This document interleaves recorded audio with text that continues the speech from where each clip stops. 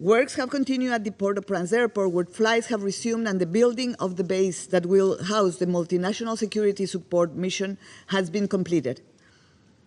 A first group of Kenyan police officers for the multinational security support mission arrived on 25 June. This first deployment is an important step in the implementation of the Security Council Resolution 2699 and brings renewed hope to the people of Haiti. Monsieur le Président, le 28 mai, Dr. Garry Conille, dont nous saluons la présence parmi nous aujourd'hui, a été choisi comme Premier ministre par le Conseil présidentiel de transition. Le 12 juin, un nouveau gouvernement de transition a été investi, composé de 14 ministres à la tête de 18 ministères. Avec l'installation de ce gouvernement, l'exécutif bicéphale s'est engagé à conduire Haïti vers la restauration des institutions étatiques par la tenue d'élections crédibles, inclusives et participatives qui mènera, selon le calendrier proposé, à l'installation des autorités élues au plus tard en février 2026. Je salue les efforts des autorités de transition pour accroître la participation des femmes et d'autres minorités à des postes clés au sein du gouvernement. En effet, 6 des 18 ministères sont conduits par des femmes, représentant 33% de l'ensemble des ministères. 50% des chefs des missions diplomatiques d'Haïti sont aujourd'hui des femmes.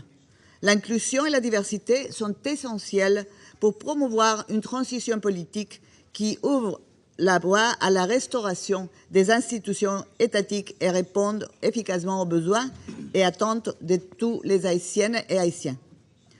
Je célèbre aussi l'engagement et le dévouement du Premier ministre et de son gouvernement dans leur lutte contre la corruption et en faveur des droits humains et de la justice.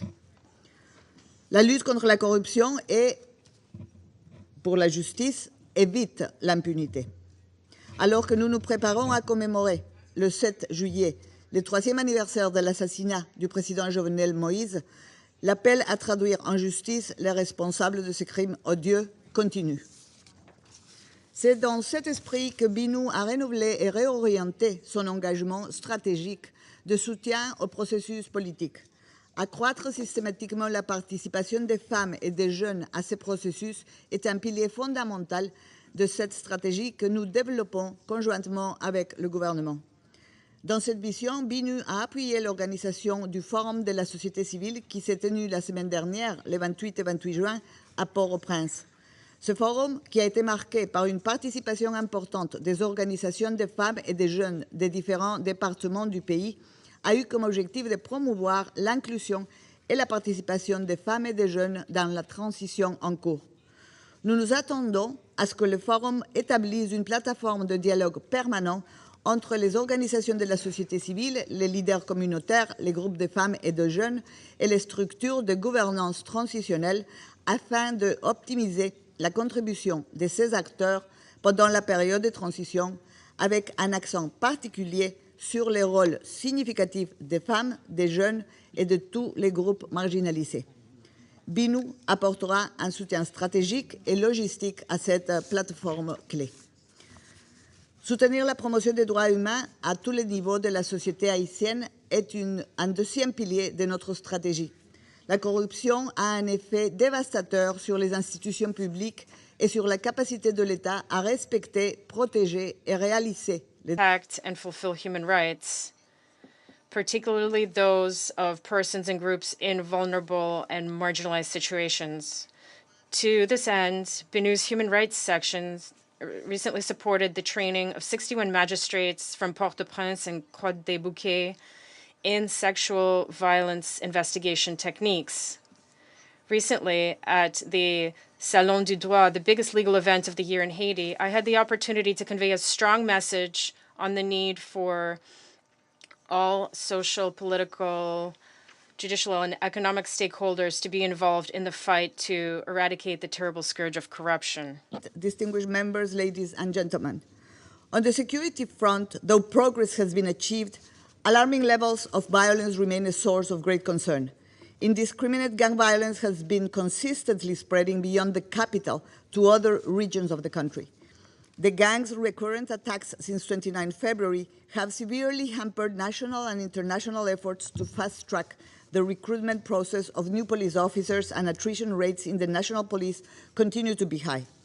The recent designation of a new Director General of the Haitian National Police brings new hope to the continuous fight against gang violence. Human rights violations and abuses have persisted at alarmingly high levels. Documented incidents include mass shootings and targeted killings, collective rapes, kidnappings, the burning and looting of homes and businesses, and the intentional destruction of facilities operated by social service providers, including hospitals and schools.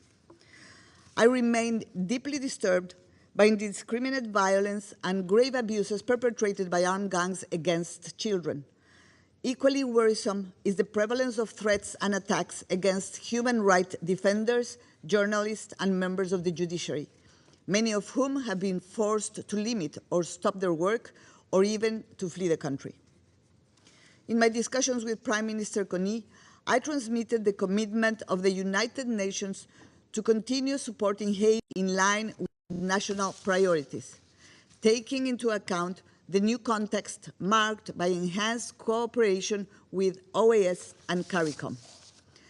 Within its mandate and this new momentum, BINU will continue to support the transitional authorities in key areas that include elections, constitutional reform, police development, enhancement of political dialogue and justice, as well as community violence reduction, to name a few. BINU is redirecting and redefining priorities in support of the new governance structure of this Haitian-led and owned transition. As elections are at the core of the objectives set forth by the new transitional authorities, the possibility to strengthen BINU electoral expertise could be considered. As the MSS continues deploying, the establishment of a coordination mechanism among national authorities, the MSS, the UN in Haiti, and other partners will be critical to promote complementarities, exchange information, and devise effective communication strategies. I would like to express my appreciation to Member States' efforts ensuring the implementation of Security Council Resolution 2699 and commend Kenya's willingness to lead the multinational security support mission. I would also like to appeal to all members to ensure the multinational security support mission receives the sustained financial support that it needs to succeed. Turning to the humanitarian situation, it continues to worsen. There are 578,000 internally displaced persons, a 60% increase since March 2024. Rates of sexual violence and abuse remain troubling. Only 20% of health facilities are operating normally.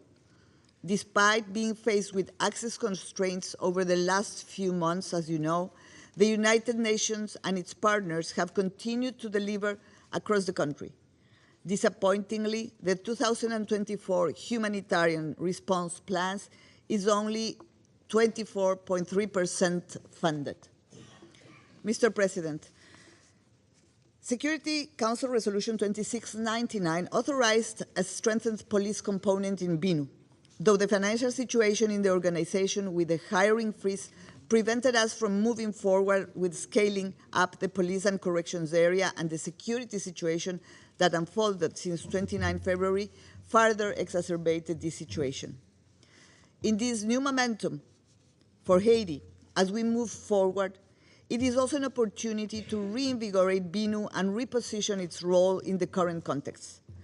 As the multinational security support mission deploys, strengthening the human rights area in BINU to be able to provide the necessary support and monitoring to a compliance with the human rights due diligence policy is fundamental. Resolution 2699 mandates the multinational security support mission to establish a human rights oversight mechanism. BINU, within its mandate on human rights, stands ready to provide support when required to the definition of a robust human rights compliance framework. As Haiti enters a new momentum, BINU would be ready to support a visit of the Distinguished Council to Haiti if and when it is considered opportune. I renew my full engagement, as well as BINUS, to work with the government and all actors towards stability, peace, and a brighter future for the Haitian men, women, youth, and children. Thank you very much. I thank Ms. Salvador for her briefing. I would like to inform the members of the council that during the meeting, once it had already commenced, we received under Provisional Rules of Procedure, Rule 37, we received a request from Kenya. I will be frank, this runs counter to the rules and customs of conducting Security Council meetings, but given the role that Kenya plays in the situation in Haiti, the presidency intends to grant Kenya the opportunity to speak at today's meeting. The decision is adopted. I now give the floor to council members who wish to make statements, and I give the floor to the United States.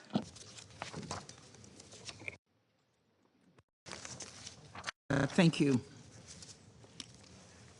SRSG Salvador, thank you for your briefing and for the work you and the entire BINU team are doing in Haiti during these challenging times. These efforts are critical to supporting Haiti's path to a democratic transition.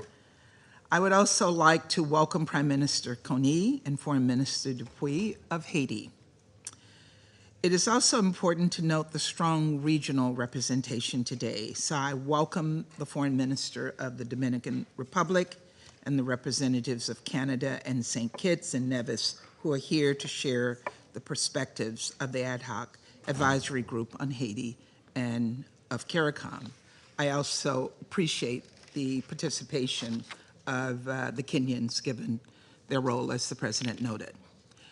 The Transitional Presidential Council and Prime Minister Conille's selection of a cabinet of ministers are important steps toward accountable, responsive, and inclusive governance that can promote security in future elections.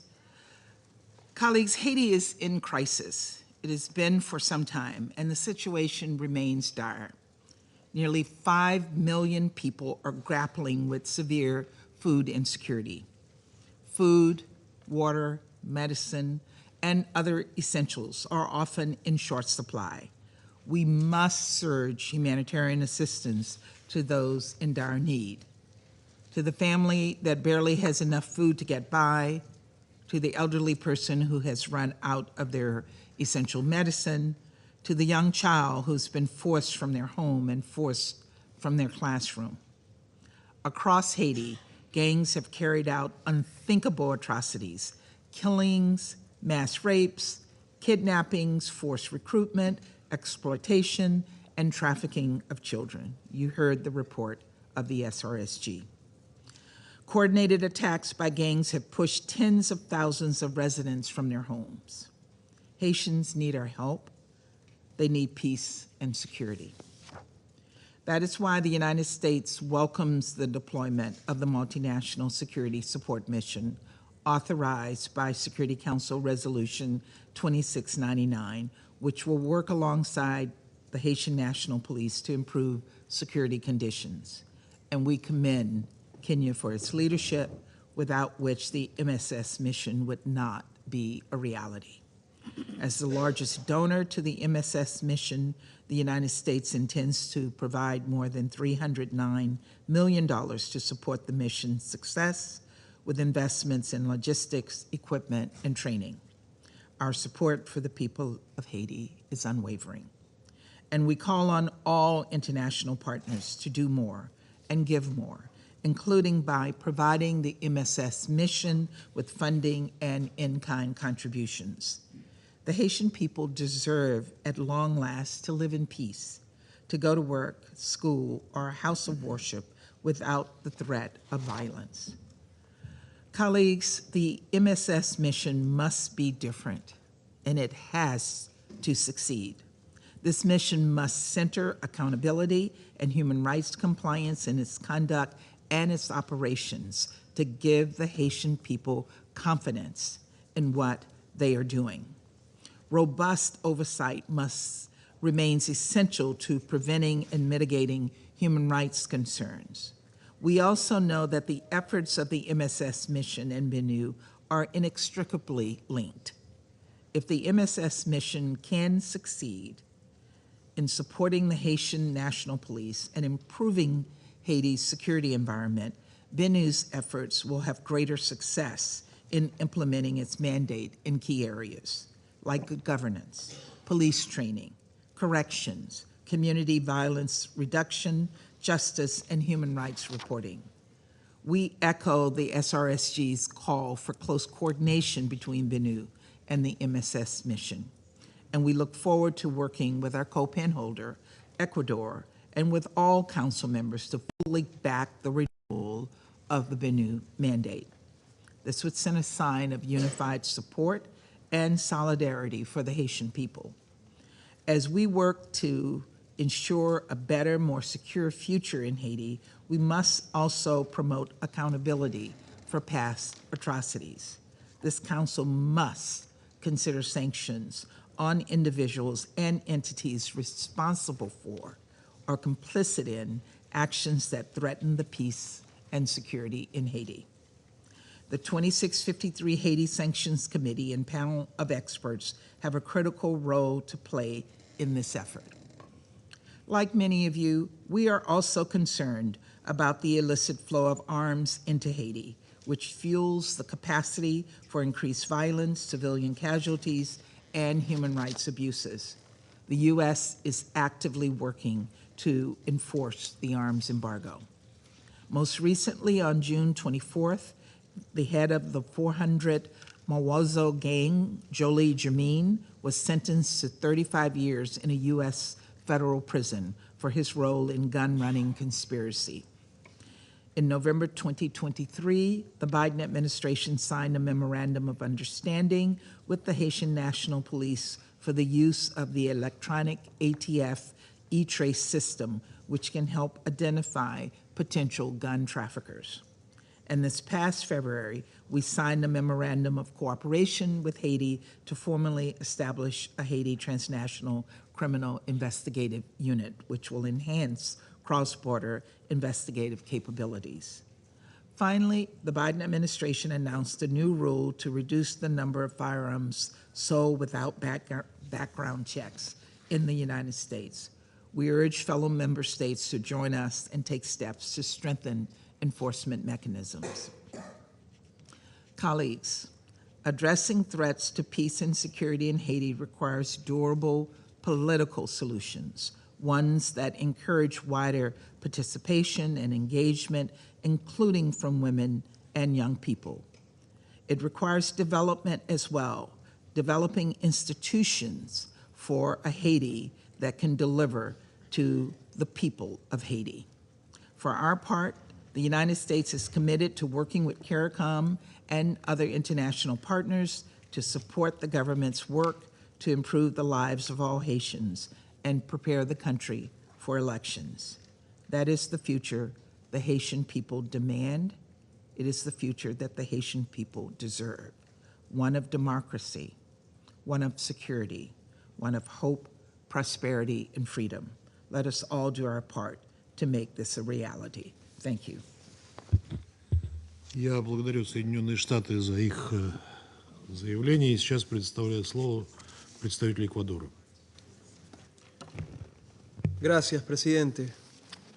La presencia del primer ministro Garry Conille en esta sala, a quien doy la bienvenida y felicito por su designación, me permite renovar el mensaje de reconocimiento a la contribución histórica de Haití para la libertad de América Latina y el Caribe, y en ese contexto, recordar a la comunidad internacional que este es el momento que de corresponder a ese legado de lucha del pueblo haitiano para la libertad, justicia y dignidad humana.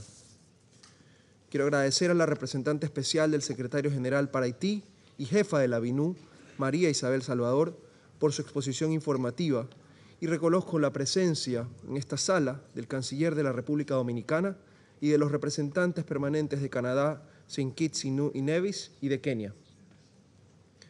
Como hemos escuchado, Haití vive un nuevo momento marcado por hechos trascendentales y derivados del Acuerdo de Gobernanza Transicional, entre los que se cuentan las designaciones del Consejo Presidencial de Transición, del primer ministro de Haití y de un nuevo gabinete de ministros en que mujeres valiosas cumplirán responsabilidades clave, lo cual es una señal optimista. El establecimiento de un Consejo Electoral Provisional es el siguiente paso para que Haití celebre elecciones libres, transparentes y justas en febrero del 2026, proceso que debe avanzar de manera inclusiva, con la participación plena, equitativa y segura y significativa de las mujeres y otros segmentos de la población. Para restaurar el orden democrático y la gobernabilidad, se debe contar con las garantías de paz y seguridad necesarias para el futuro proceso electoral. En este sentido, el despliegue parcial de la Misión Multinacional de Apoyo a la Seguridad, la MSS, es alentador y debe ser apoyado para que se complete oportunamente. El éxito de esta misión, solicitada por las autoridades haitianas y autorizada por este Consejo, necesita el robustecimiento del fondo fiduciario. Instamos a los cooperantes a continuar apoyando al fondo y a través de él al pueblo haitiano. El cumplimiento del mandato de la MSS y el fortalecimiento de la Policía Nacional Haitiana requieren de un enfoque amplio y, consecuentemente, de una coordinación entre todos los actores involucrados.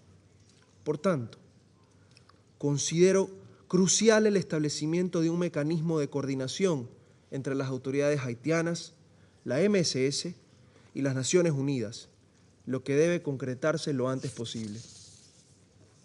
Es necesario el trabajo articulado de todas las partes involucradas para dar respuesta integral a la crisis multifacética y multidimensional en Haití, que ha paralizado las instituciones nacionales, deteriorando la seguridad alimentaria a sus peores niveles desde el 2010 y exacerbado la violación de derechos humanos. Los abusos contra los derechos humanos deben detenerse. No pueden tolerarse las prácticas atroces empleadas por las pandillas de manera sistemática, entre las que se cuentan la violencia sexual basada en género y las graves violaciones contra los niños, incluyendo el reclutamiento, la explotación y trata. La paz y la justicia se refuerzan mutuamente, por lo que la rehabilitación del sistema judicial y del sistema carcelario debe iniciar lo antes posible, de manera que los culpables de las violaciones y abusos de los derechos humanos y otros delitos enfrenten todo el rigor de la ley. Por otra parte, en este periodo de transición, el régimen de sanciones renovado mediante la resolución 2700 de este Consejo tiene también un papel central para evitar que los líderes de las bandas y quienes la financian operen con impunidad. Asimismo, es imprescindible que todos los estados adopten las medidas necesarias para impedir el suministro, venta o transferencia de armas a manos de actores no autorizados en Haití. Es necesario consolidar mecanismos de intercambio de información y cooperación regional y subregional, sobre todo en materia de armas pequeñas y ligeras. Haití inicia un proceso histórico de transición que el Ecuador reconoce y respalda el trabajo de BNUD, cuyo mandato debe fortalecerse para que cumpla el fundamental papel asignado por este Consejo de Seguridad. El mensaje unánime del Consejo en este sentido será un aporte que se traducirá, en última instancia, en beneficios para el pueblo haitiano. Finalmente, debo reiterar que a criterio de mi delegación, el caso de Haití sigue representando una prueba existencial para la credibilidad del Consejo de Seguridad y de las Naciones Unidas y que es necesario maximizar esfuerzos para apoyar a ese pueblo hermano en su propósito, en su propio camino a la paz y al desarrollo sostenible. Muchas gracias. Я благодарю представителя Эквадора за его заявление и предоставляю слово представителю Франции. Je vous remercie. Je remercie la représentante spéciale du secrétaire général, Madame Maria Isabel Salvador, pour sa présentation et salue la présence du Premier ministre d'Haïti parmi nous. La France salue l'arrivée à Port-au-Prince du premier contingent de policiers kényans. C'est une première étape dans les déploiements de la mission multinationale d'appui à la sécurité en Haïti. La France remercie le Kenya pour cette contribution, ainsi que tous les États mobilisés. La France a contribué au Fonds fiduciaire des Nations Unies en versant 3 millions d'euros. Nous avons versé en parallèle 850 000 euros à l'Organisation internationale de la francophonie pour des formations linguistiques à l'intention des contingents qui seront déployés. Nous travaillons également à un plus grand engagement européen. Cette mission est indispensable pour prêter assistance à la police nationale haïtienne qui a été mise à rude épreuve au cours des derniers mois. Elle est indispensable pour rétablir la sécurité en Haïti et créer les conditions sécuritaires propices à la tenue des élections. Pour faire face à la crise multidimensionnelle qui touche Haïti, il faut s'attaquer aux causes de l'instabilité, notamment en matière de gouvernance. Il est plus qu'urgent de restaurer les institutions démocratiques du pays. Sans cela, il ne pourra y avoir de stabilité en Haïti. Il est par conséquent essentiel que le nouveau Premier ministre et son gouvernement, dont nous saluons la nomination, élaborent une feuille de route pour l'organisation d'élections conformément à l'accord de Kingston. Les Nations unies jouent un rôle crucial pour prêter assistance au gouvernement haïtien dans cette perspective. Il est essentiel que le BINU poursuive son soutien en matière de police et de justice afin de permettre aux autorités haïtiennes d'apporter une réponse complète aux défis posés par les gangs. À cet égard, la France continuera de soutenir l'action du BINU et de la représentante spéciale. La France veillera à ce que le BINU dispose des capacités nécessaires pour remplir sa mission. Le Conseil doit continuer d'accompagner Haïti dans la voie de la stabilité. Il doit le faire via le renouvellement du mandat du BINU ce mois-ci. Il peut aussi le faire en ajoutant à la liste de sanctions des individus qui soutiennent et financent les gangs. Cela permettra d'endiguer l'action de ceux qui déstabilisent le pays et participent à des trafics illicites. Nous devons continuer d'agir collectivement pour garantir la sécurité et l'état de droit dans le pays. La population haïtienne continue de souffrir de la crise qui frappe Haïti. Les violations des droits de l'homme et l'impunité qui règne doivent être combattues. C'est notamment le cas pour les violences sexuelles qui connaissent une recrudescence. Le Conseil doit exercer ses responsabilités, y compris en recourant aux sanctions. Les enfants ne sont pas non plus épargnés. Haïti a été ajouté à la liste des situations préoccupantes dans le rapport annuel du secrétaire général sur les enfants et les conflits armés. Les violations contre leurs droits doivent être dénoncées et combattues. Enfin, un accès humanitaire à toutes les populations dans le besoin doit également être garanti.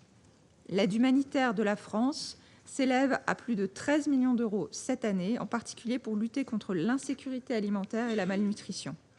Nous continuerons de soutenir les Nations unies et les organisations non gouvernementales qui agissent sur le terrain. Je vous remercie. Я благодарю представителя Франции за их заявление и предоставляю слово представителю Гаяны. Thank you, Mr. President. I have the honor to deliver this statement on behalf of the A3+, namely Algeria, Mozambique, Sierra Leone, and my own country, Guyana. The A3+ thanks SRSG Maria Isabel Salvador for her briefing. We also welcome the participation of Honorable Dr. Garry, Prime Minister and Minister of Interior and Territorial Communities of Haiti, and Foreign Minister Dominic Dupuy in today's meeting. We take this opportunity to congratulate Prime Minister Conille on his appointment and reaffirm our support to the transitional government and the Haitian people during this challenging yet hopeful time. We also welcome the participation of the Foreign Minister of the Dominican Republic and the representatives of St. Kitts and Nevis, Kenya, and Canada in today's meeting. Mr. President, the A3+ welcomes the efforts being made to address the political and security crisis in Haiti. We underscore the need to resolve their root causes and underlying factors and stress the importance of inclusive political dialogue among Haitian stakeholders to build consensus on security and electoral reforms. We also commend the ongoing support provided by BINU and relevant UN agencies, often under challenging conditions, aimed at strengthening political stability, good governance, rule of law, and helping to create the conditions to advance sustainable development. We also acknowledge the contributions of the Caribbean community, CARICOM, working with the relevant stakeholders, and the support of other regional and international partners toward these efforts. Mr. President, inclusive stakeholder engagement is essential in creating a just, equitable, and progressive society. This includes empowering women and young people so they can participate equally in policy decision-making. We therefore welcome the appointment of 4 women to the Cabinet and the convening last week of a national forum of civil society organizations on the participation of women and young people in the transitional process.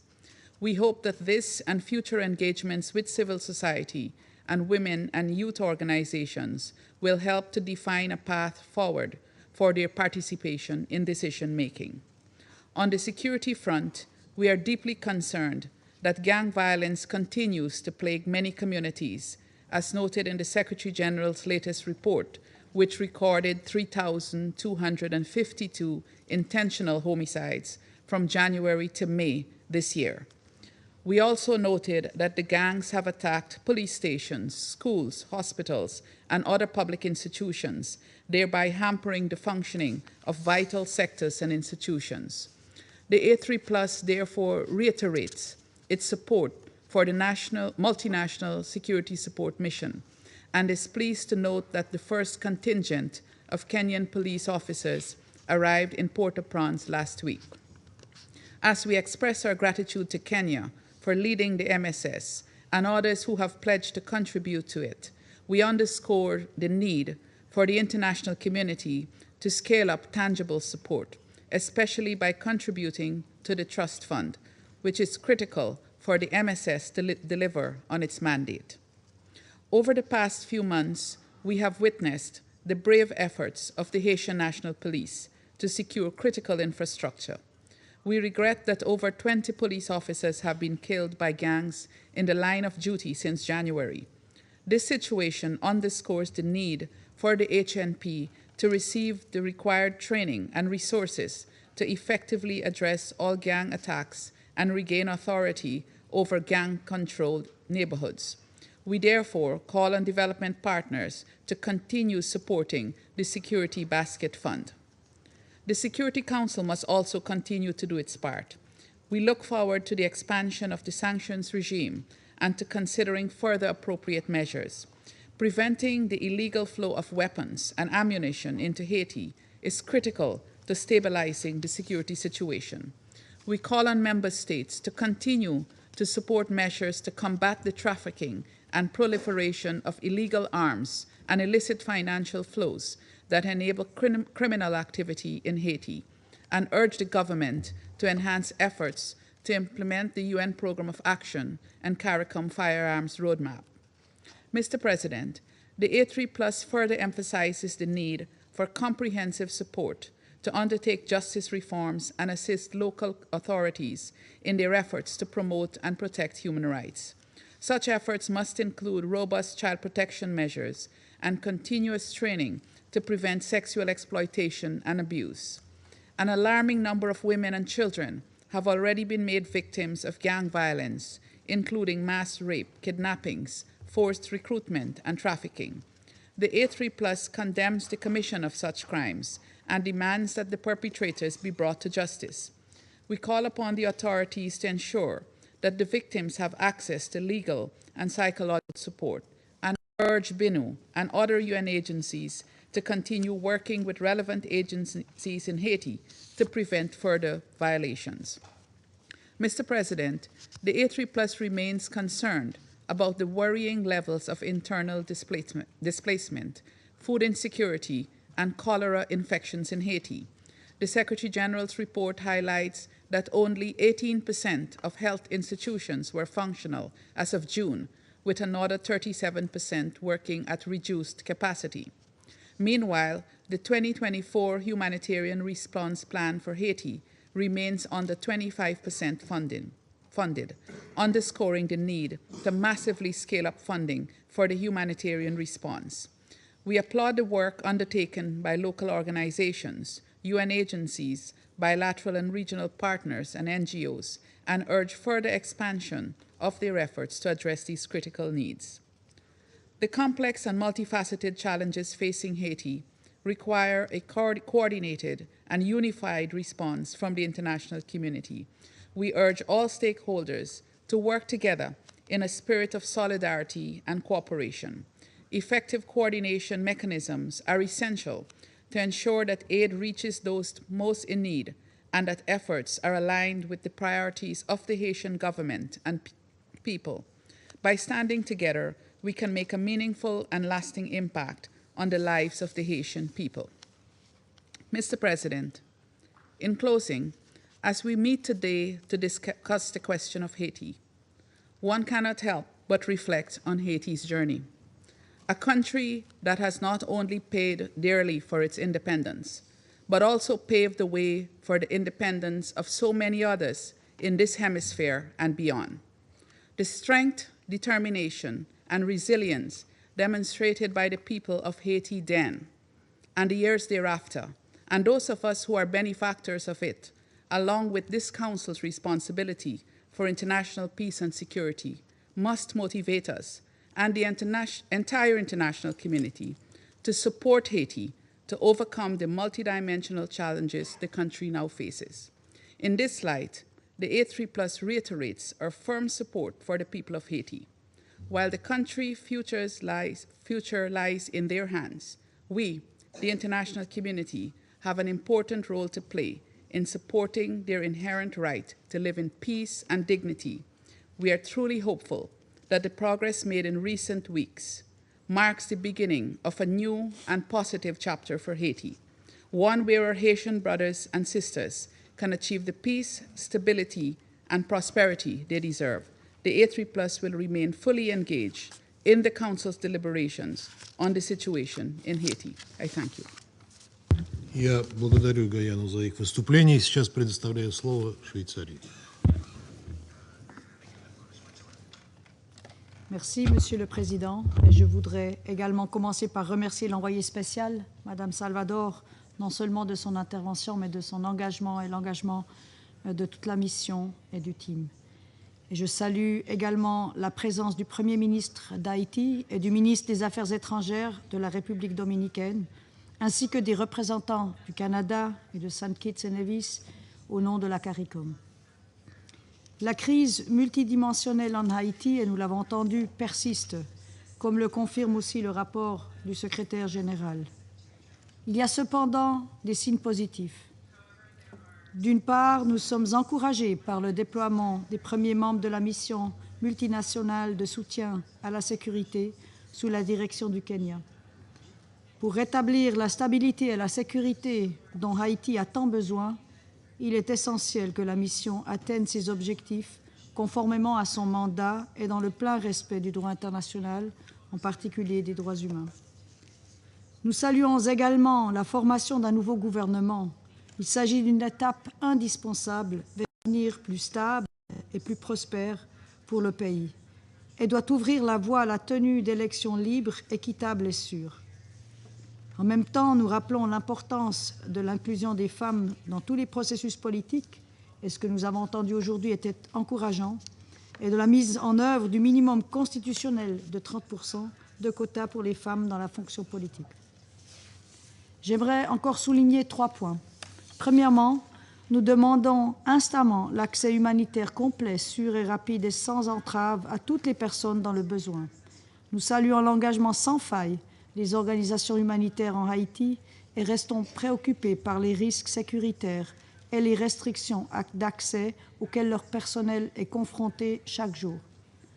Nous devons poursuivre nos efforts communs pour augmenter substantiellement l'aide humanitaire afin de répondre aux besoins urgents de la population. Le début de la saison des tempêtes tropicales y inclut l'évolution inquiétante de l'ouragan Beryl et son impact sur l'ensemble de la région nous rappelle également que la situation humanitaire peut s'aggraver rapidement. Haïti est particulièrement vulnérable aux conséquences néfastes du changement climatique, notamment aux phénomènes météorologiques extrêmes. Ces effets, combinés à la crise humanitaire, intensifient les risques sécuritaires et économiques dans le pays.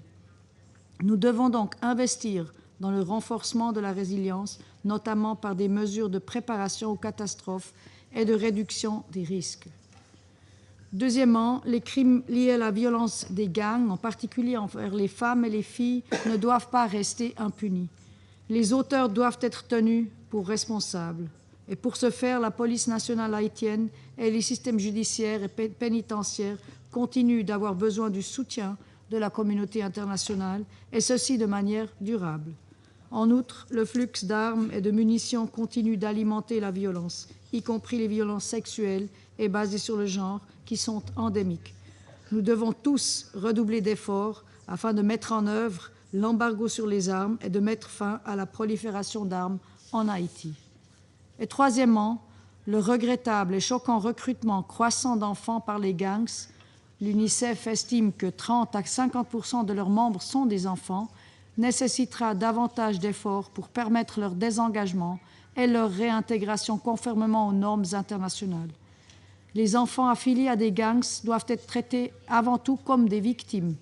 Les autorités nationales compétentes doivent être dotées des capacités adéquates pour répondre à leurs besoins éducatifs, physiques et psychologiques. Nous encourageons le BINU à poursuivre ses efforts dans ce domaine. En outre, nous demandons à la MSS de faire des droits et de la sécurité des enfants l'une de ses priorités, en veillant à ce que les forces déployées mettent en place de solides mesures de protection et de sauvegarde des enfants. Monsieur le Président, un effort commun et coordonné de toutes les forces impliquées, le BINU, la MSS, le gouvernement, la police nationale et la société civile, est nécessaire pour gérer durablement la crise complexe de Haïti. Le BINU reste un élément central de la réponse internationale en Haïti. Son mécanisme de surveillance des droits humains et son engagement pour la réduction de la violence au sein de la communauté continuent de répondre à des besoins de plus en plus urgents. La Suisse salue son travail et remercie les efforts de son personnel dans des circonstances très difficiles. Nous soutenons ainsi le renouvellement de son mandat afin de contribuer à la sécurité et à la stabilité pour la population haïtienne. Et je vous remercie. Я благодарю Швейцарию за их выступление и сейчас предоставляю слово Китаю. 谢谢主席。我感谢萨瓦多特别代表的通报，欢迎海地总理、多米尼外长以及加拿大圣基茨和尼维斯代表出席今天的会议。近几个月来，海地局势出现了一些积极的迹象。在加共体推动下，海地相关党派在政治过渡上取得了一些进展，安全局势稍有缓和。肯尼亚率领的首批多国安全支柱团人员终于抵达海地，但同时也要看到，海地局势依然严峻，多重危机的根源仍未解决，人民的悲惨处境仍未改善，需要继续多措并举，标本兼治。中方愿强调以下3点：第一，要继续推动政治进程。海地自2016年以来未再举行大选，政治真空持续，合法政府缺位，导致乱象丛生，局势恶化。中方希望近期进展能稳步向前，为推进政治过渡、早日实现选举奠定基础。这需要海地各党各派将人民利益放在首位，积极展现责任担当，进一步加强团结，凝聚共识，尽快拿出可行可信的选举时间表和路线图，切实推进海地人所有、海地人主导的政治进程。我们希望海地当局及时向安理会通报进展。第二，要加紧根治黑帮暴力。中方希望多国安全支柱团部署顺利推进，在协助海地警方保护学校、医院等重要基础设施，帮助海地警方加强能力建设、改善安全局势方面发挥作用。同时要看到，黑帮势力之所以在海地不断做大，非法武器、弹药源源不断地流入海地，是重要的驱动因素。我们关切地注意到，秘书长最新报告指出，海地警方近期在海地角缴获了一批来自美国的武器弹药。中方呼吁切实落实安理会对海地武器禁运措施，敦促美国加强武器弹药管控，同地区国家加强信息共享和行动协调，从源头上阻断黑帮非法获取武器弹药的渠道。我们支持联合国毒罪办继续帮助海地警方和海关加强边境管控。我们敦促海地当局切实担负起维护安全、稳定和法治的主体责任，同联合国有关机构加强协调配合，堵住国内监管短板和漏洞。第三，要合力应对人道困难。海地深陷经济和人道危机，经济连续5年下滑，纺织和服务业遭受重创，多数民众面临严重粮食危机，大量民众流离失所，妇女、儿童等脆弱群体处境尤其艰难。中方支持联合国和国际与地区伙伴继续加大对海地的人道投入，支持各机构、各部门加强协调，形成合力。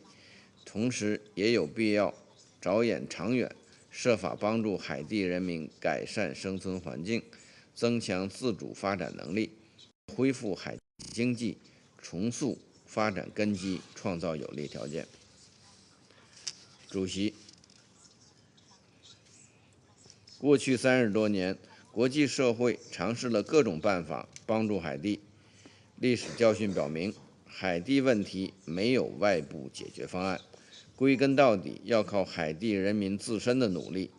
联合国和国际与地区伙伴必须在尊重海地人民主导权的基础上，立足各自职能和优势，提供切实管用的帮助，不能大包大揽，更不能越俎代庖。中方赞赏联海办在萨瓦多特别代表领导下克服困难，努力帮助海地应对多重危机，愿继续支持联海办发挥作用。然而，近期海地安全形势恶化，联海办在海存在和履职受到严重影响。当前形势下，最重要的是创造必要条件，使联海办尽早全面恢复运作，充分运好现有授权和资源，在协助推进政治进程等方面继续发挥作用。关于联海办扩大在海地首都之外存在、强化支持选举职能等问题，目前讨论的时机并不成熟。谢谢主席。Я благодарю Китай за их выступление. Сейчас предоставляю слово Мальте. Thank you, President, and I thank SRSG Salvador for her briefing. I also welcome the participation of the Prime Minister of Haiti, His Excellency Garry, the Foreign Minister of the Dominican Republic, and the representatives of Canada, St. Kitts and Nevis, and Kenya. Let me begin by welcoming the significant progress made on the political front in Haiti. the swearing in of the Transitional Presidential Council, the designation of the Prime Minister, and the installation of Haiti's new government are crucial steps to political stability. We call on all Haitian stakeholders to work together to restore democratic institutions through the holding of free and fair elections when security conditions are met. Moreover, a Haitian-led and owned political transition must include the full, equal, and meaningful participation of women to ensure women's voices are adequately represented. We have also seen developments on the security front. We welcome the arrival of the first contingent of the Multinational Security Support Mission on 25 June. This is a key step in supporting the Haitian National Police to restore security in Port-au-Prince and Haiti as a whole. We commend Kenya's leadership role and look forward to the mission's full deployment. We also commend all member states who have pledged their support and call for a scaling up of financial and logistical assistance to the mission. The MSS must act with the highest standards of conduct and discipline, based on clear human rights protocols and with effective oversight. President, reports stating that children make up 50% of gang members are alarming and highlight their increased vulnerability to abuse and exploitation. This underscores that child protection in all the planning and conduct of the mission's operations, as stated in Resolution 2699, is of paramount importance. We also hope to see close coordination among the MSS, BNUR, and other UN partners. Considering the mounting criminal activity and insecurity in Haiti, Malta strongly supports the use of targeted sanctions. We hope the Council will update the list of designated individuals and entities. The full implementation of the arms embargo to stem the illicit flow of weapons is also key. Meanwhile, the humanitarian and human rights situations remain dire. 5 million people suffer from acute hunger, with the threat of catastrophic conditions re-emerging in areas where humanitarian access is limited due to gang violence. Levels of displacement soared by 60% between March and June this year, reaching nearly 580,000 people. More than half of the people uprooted from their homes are children. Kidnaps are prevalent, with reports highlighting the horrific abuse of torture and victims. Videos of the victims have been shared on social media to force their families to pay ransoms. Women and girls continue to be victims of systematic sexual violence, including collective rape as a tactic to spread fear or punish the population. Malta condemns in the strongest terms the extreme violence perpetrated by gangs against the population. Those committing human rights violations must be held accountable for their crimes. Haiti's health sector continues to be affected by gang violence, further limiting people's access to life-saving care. Violence has also forced the mass closure of schools, keeping nearly 200,000 children and young people from accessing education. We sincerely thank and appreciate the efforts of our UN and humanitarian colleagues working on the ground, who have put themselves in harm's way to help those most vulnerable. We fully support the critical work of BNUR under the leadership of SRSG Salvador, and we will work with Council members for a robust renewal of the mission's mandate this month. We hope the international community can support humanitarian operations by scaling up contributions to Haiti's humanitarian response plan, which remains critically underfunded. I thank you. Я благодарю представителя Мальты за его заявление. Предоставляю слово представителю Японии. Thank you, Mr. President. I appreciate SRSG Ms. Salvador's insightful briefing. I welcome the Interim Prime Minister of Haiti, Dr. Garry Conille, and Foreign Minister of the Dominican Republic, Mr. Alvarez, as well as the representative of Canada, St. Kitts and Nevis, and Kenya. We welcome the installation of Interim Prime Minister Conille's cabinet and his strong political will to form a new elected government in the near future through the appointment of a new provisional electoral council. We take positive note of the efforts of the Transitional Presidential Council so far, as well as supportive regional engagement by the CARICOM. To advance a successful political transition process, inclusiveness for all Haitian people is key, as they are the agents to restore their democratic institutions and the rule of law. Japan calls upon all Haitian stakeholders to join the process and promote inclusive dialogue. Despite these positive developments, forward-looking progress has been hindered by continued gang attacks, which are driving the Haitian people into vulnerable situation. We strongly condemn the gang violence and actions taken in support of the gangs.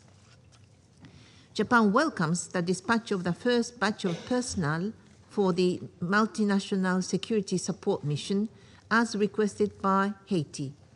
We express warm appreciation to Kenya and all the contributing countries. Japan again calls on the international community to redouble its assistance to the mission. We will make our best effort to support the mission's mandate. We reiterate that continuous close coordination among all stakeholders, including the Haitian National Police, is fundamental to the MSS mission's effective engagement. In particular, the mission should establish strong communication and coordinating lines with BNU and the UN Haiti sanction regime, including for communicating relevant security information gained through the MSS mission's activities. Such coordination and collaboration will create synergy among the activities of the various actors on the ground, achieving maximum efficiency for sustained security in Haiti. Addressing security alone is not sufficient.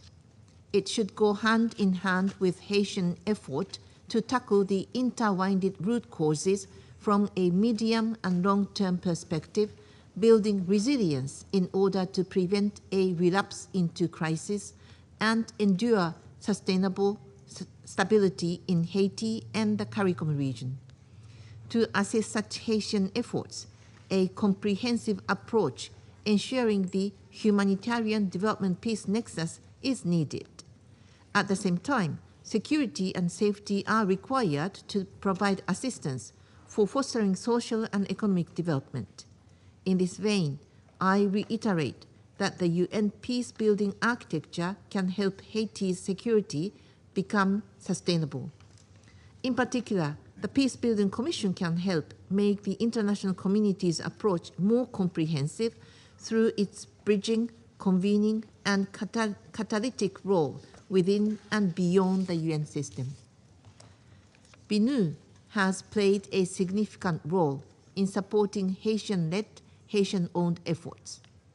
Japan supports the extension of its mandate and will constructively engage in negotiations to allow it to continue its work effectively, including the advisory role of BNU to the government of Haiti, taking the latest political and security situation into account. Japan will also actively engage in the discussion towards more effective sanctions. In conclusion, Japan assures its commitment to supporting Haiti and its people together with the Council members here, as well as all relevant partners. I thank you. Я благодарю Японию за их заявление. Сейчас предоставляю слово Словении. Thank you very much, Mr. President. I would like to thank SRSG Salvador for her briefing today. We express our appreciation for the invaluable efforts of BNU amid the continually challenging environment in Haiti.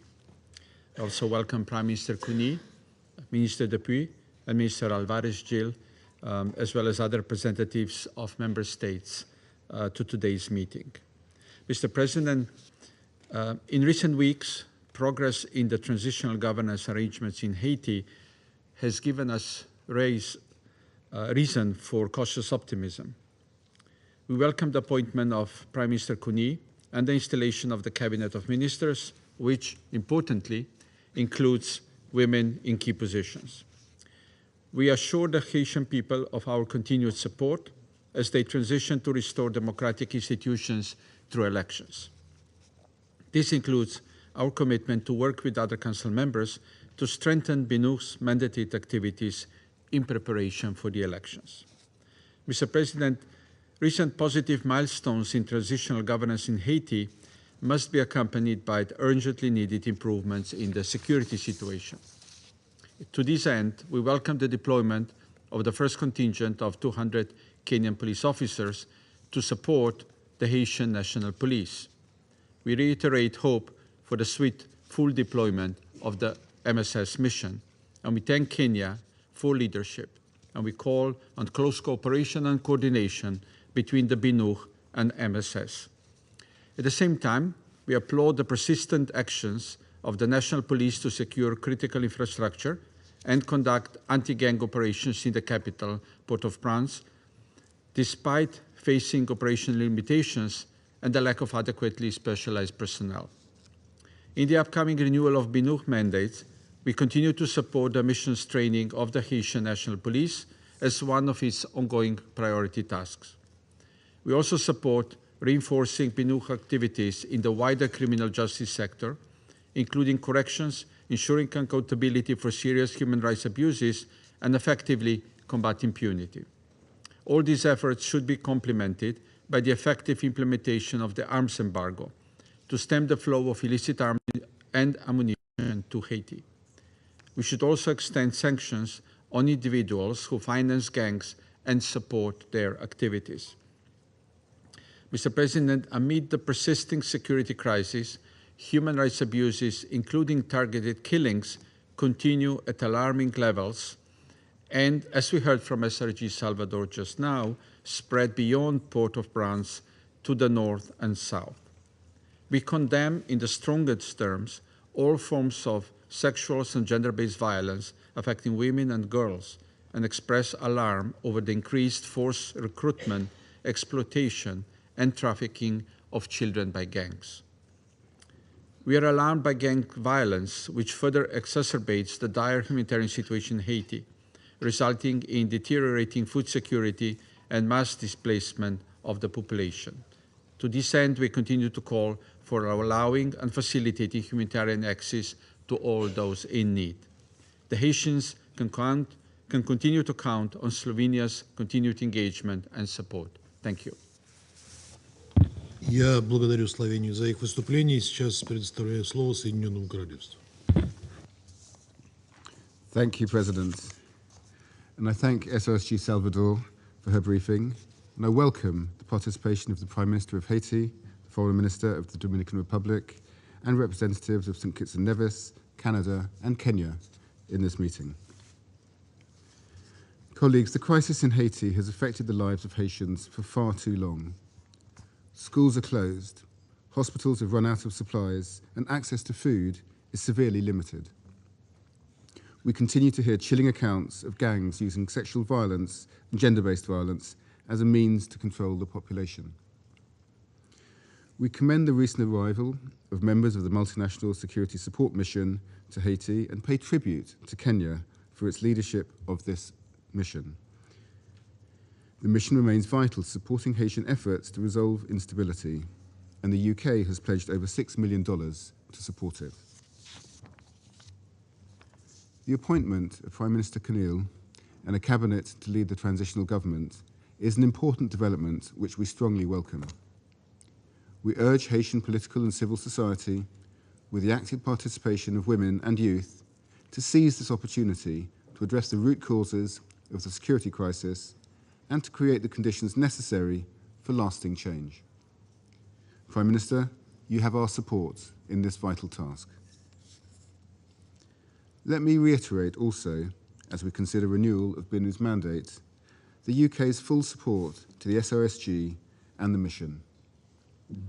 BNU will continue to play an important role in supporting the transitional government. This should be coordinated with the MSS mission. President, these developments have created positive momentum in Haiti.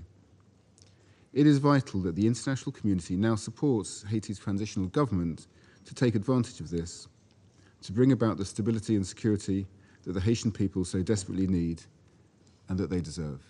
I thank you. Я благодарю Соединенное Королевство за их выступление и сейчас предоставляю слово Республике Корея. Thank you, Mr. President. Let me begin by thanking Special Representative Salvador for her insightful briefing.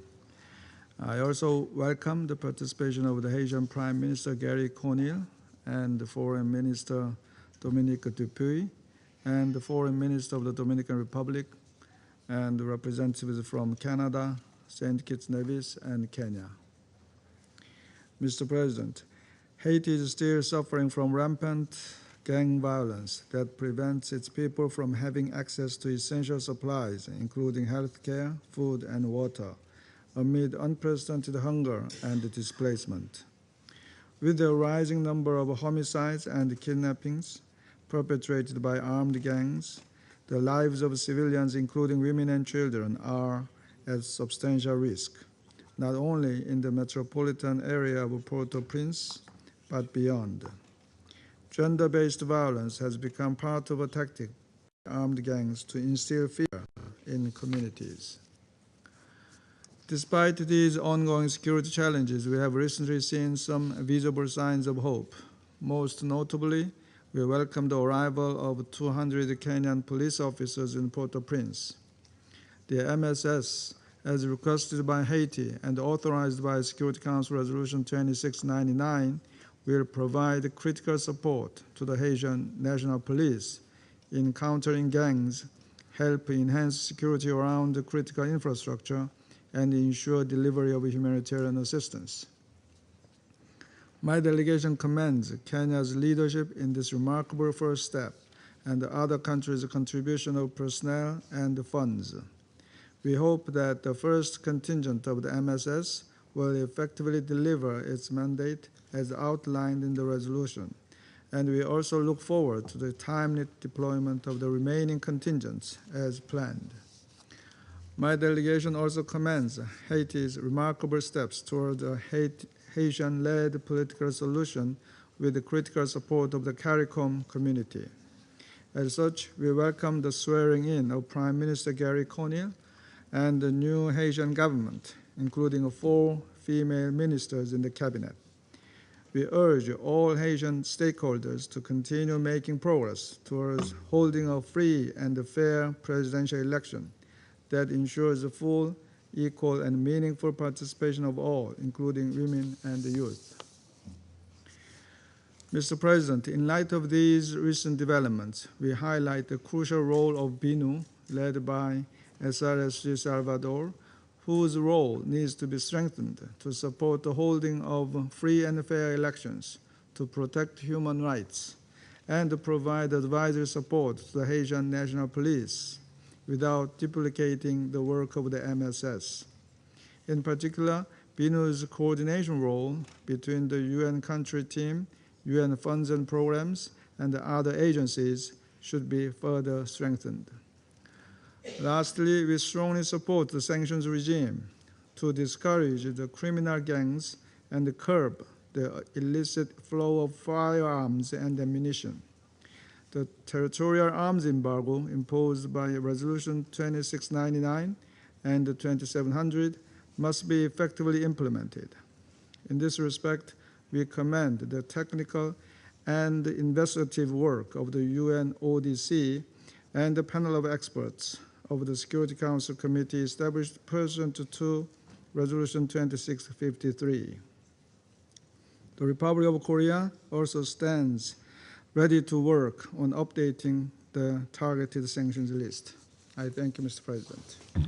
Я благодарю Республику Корея за их заявление. Сейчас я сделаю заявление в качестве представителя Российской Федерации. Благодарим спецпредставителя Генерального секретаря Марии Сальвадор за доклад о положении дел на Гаити. Приветствуем участие в сегодняшнем заседании премьер-министра Гарри Конille.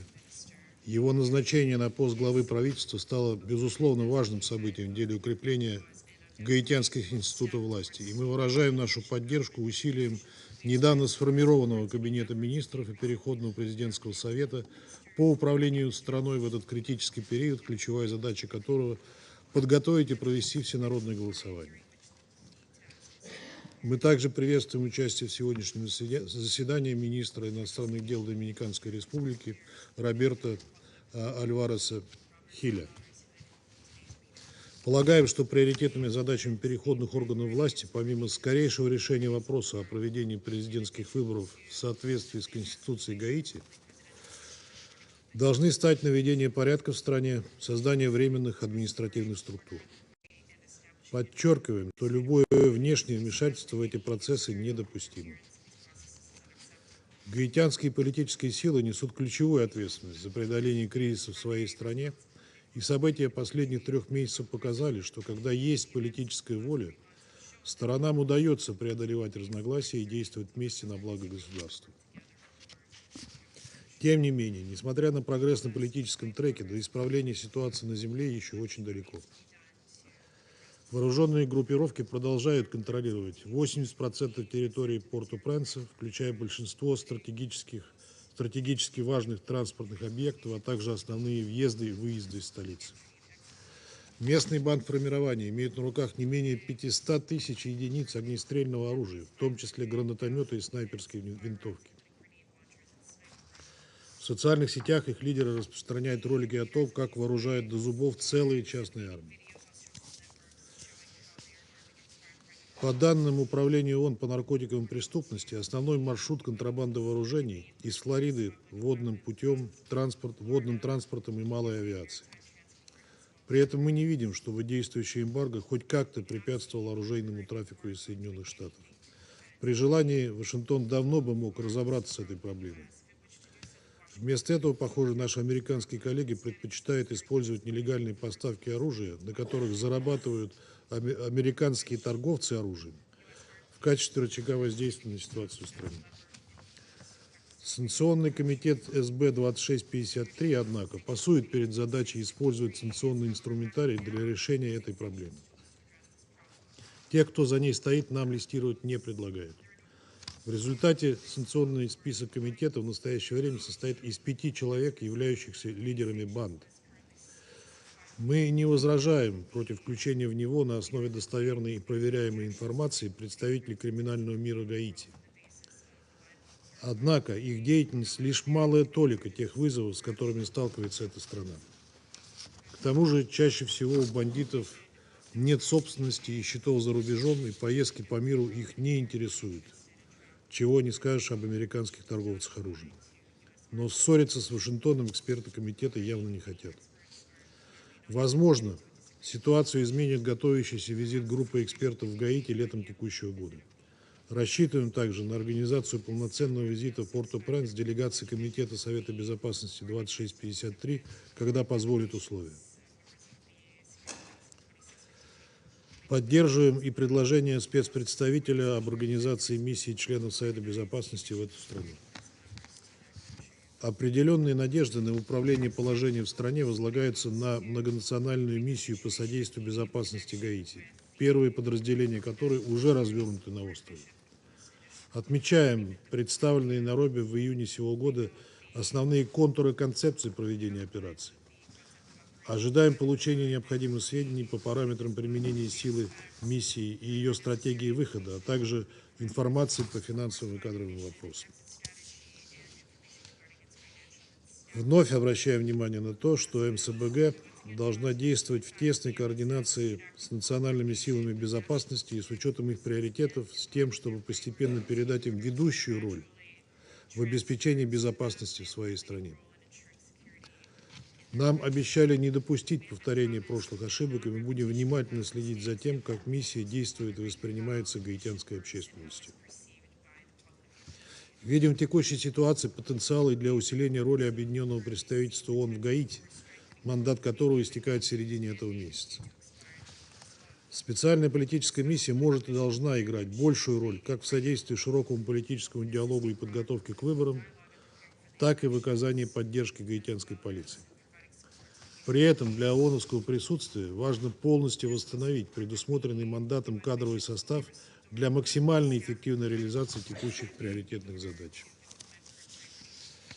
Россия, как ответственный член Совета Безопасности, продолжит оказывать содействие гаитянскому регулированию и поддерживать необходимые для этого международные усилия. Я вновь приступаю к обязанностям председателя Совета Безопасности. И сейчас я предоставляю слово его превосходительству господину Гарри Конille.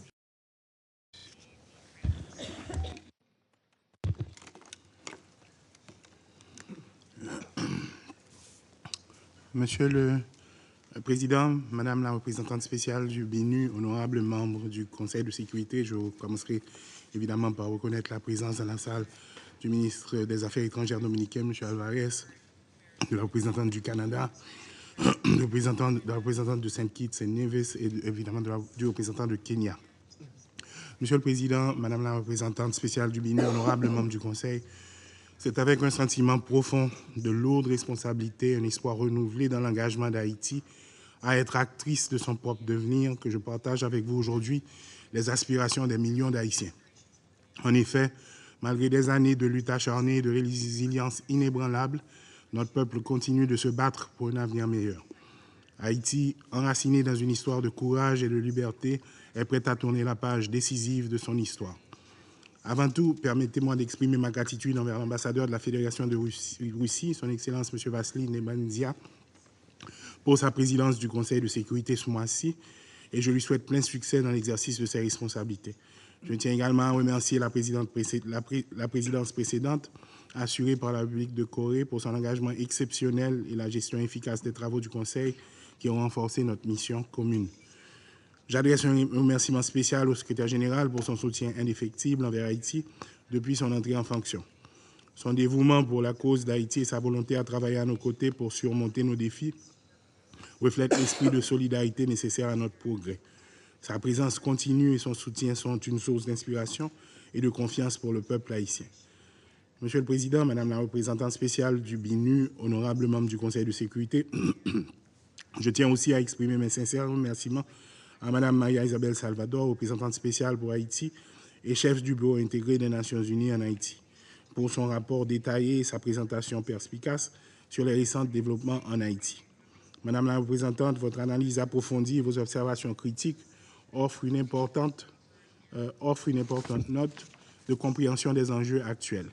Je remercie également les membres du Conseil pour leur intervention précieuse aujourd'hui. Votre dévouement et votre engagement en faveur de la stabilisation et du progrès en Haïti sont profondément appréciés. Nous sommes conscients des préoccupations soulevées par le rapport du BNU et partageons l'urgence de résoudre de manière durable les problèmes sécuritaires exacerbés par l'activité des bandes criminelles. Ces défis menacent le tissu social et économique de notre pays et entravent nos efforts de reconstruction et de développement. Le rapport souligne également les progrès dans la mise en place de structures de gouvernance transitoires qui sont vitales pour la stabilité politique et sociale d'Haïti.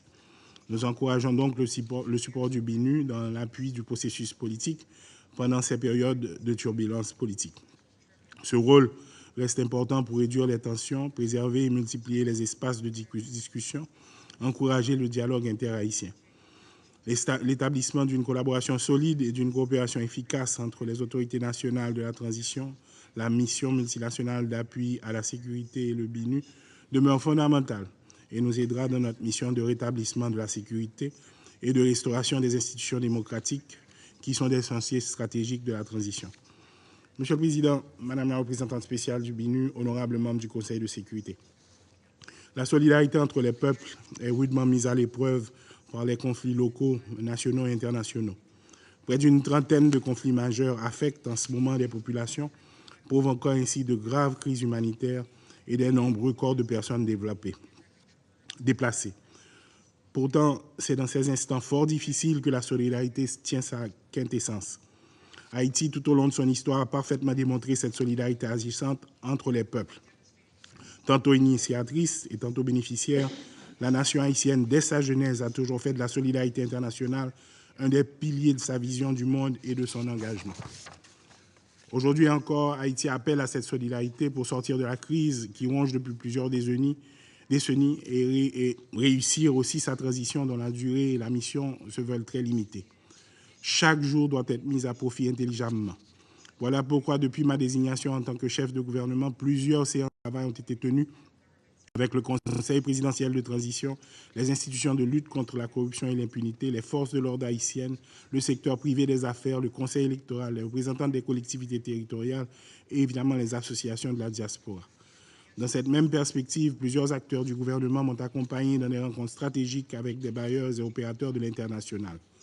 Au vu des engagements qui s'annoncent, je joins ma voix à celle du peuple haïtien pour remercier ses partenaires techniques et financiers de leur accompagnement jusqu'ici pour l'avènement d'une Haïti meilleure. Plus que jamais, Haïti doit mobiliser toutes les ressources nécessaires et disponibles pour faire de cette transition la dernière et qu'elle puisse la placer sur la voie de la paix, de la sécurité et du développement durable. Ainsi, il est de notre devoir de construire des partenariats solides et sincères en vue de trouver les stratégies adaptées tenant compte des aspirations du peuple haïtien.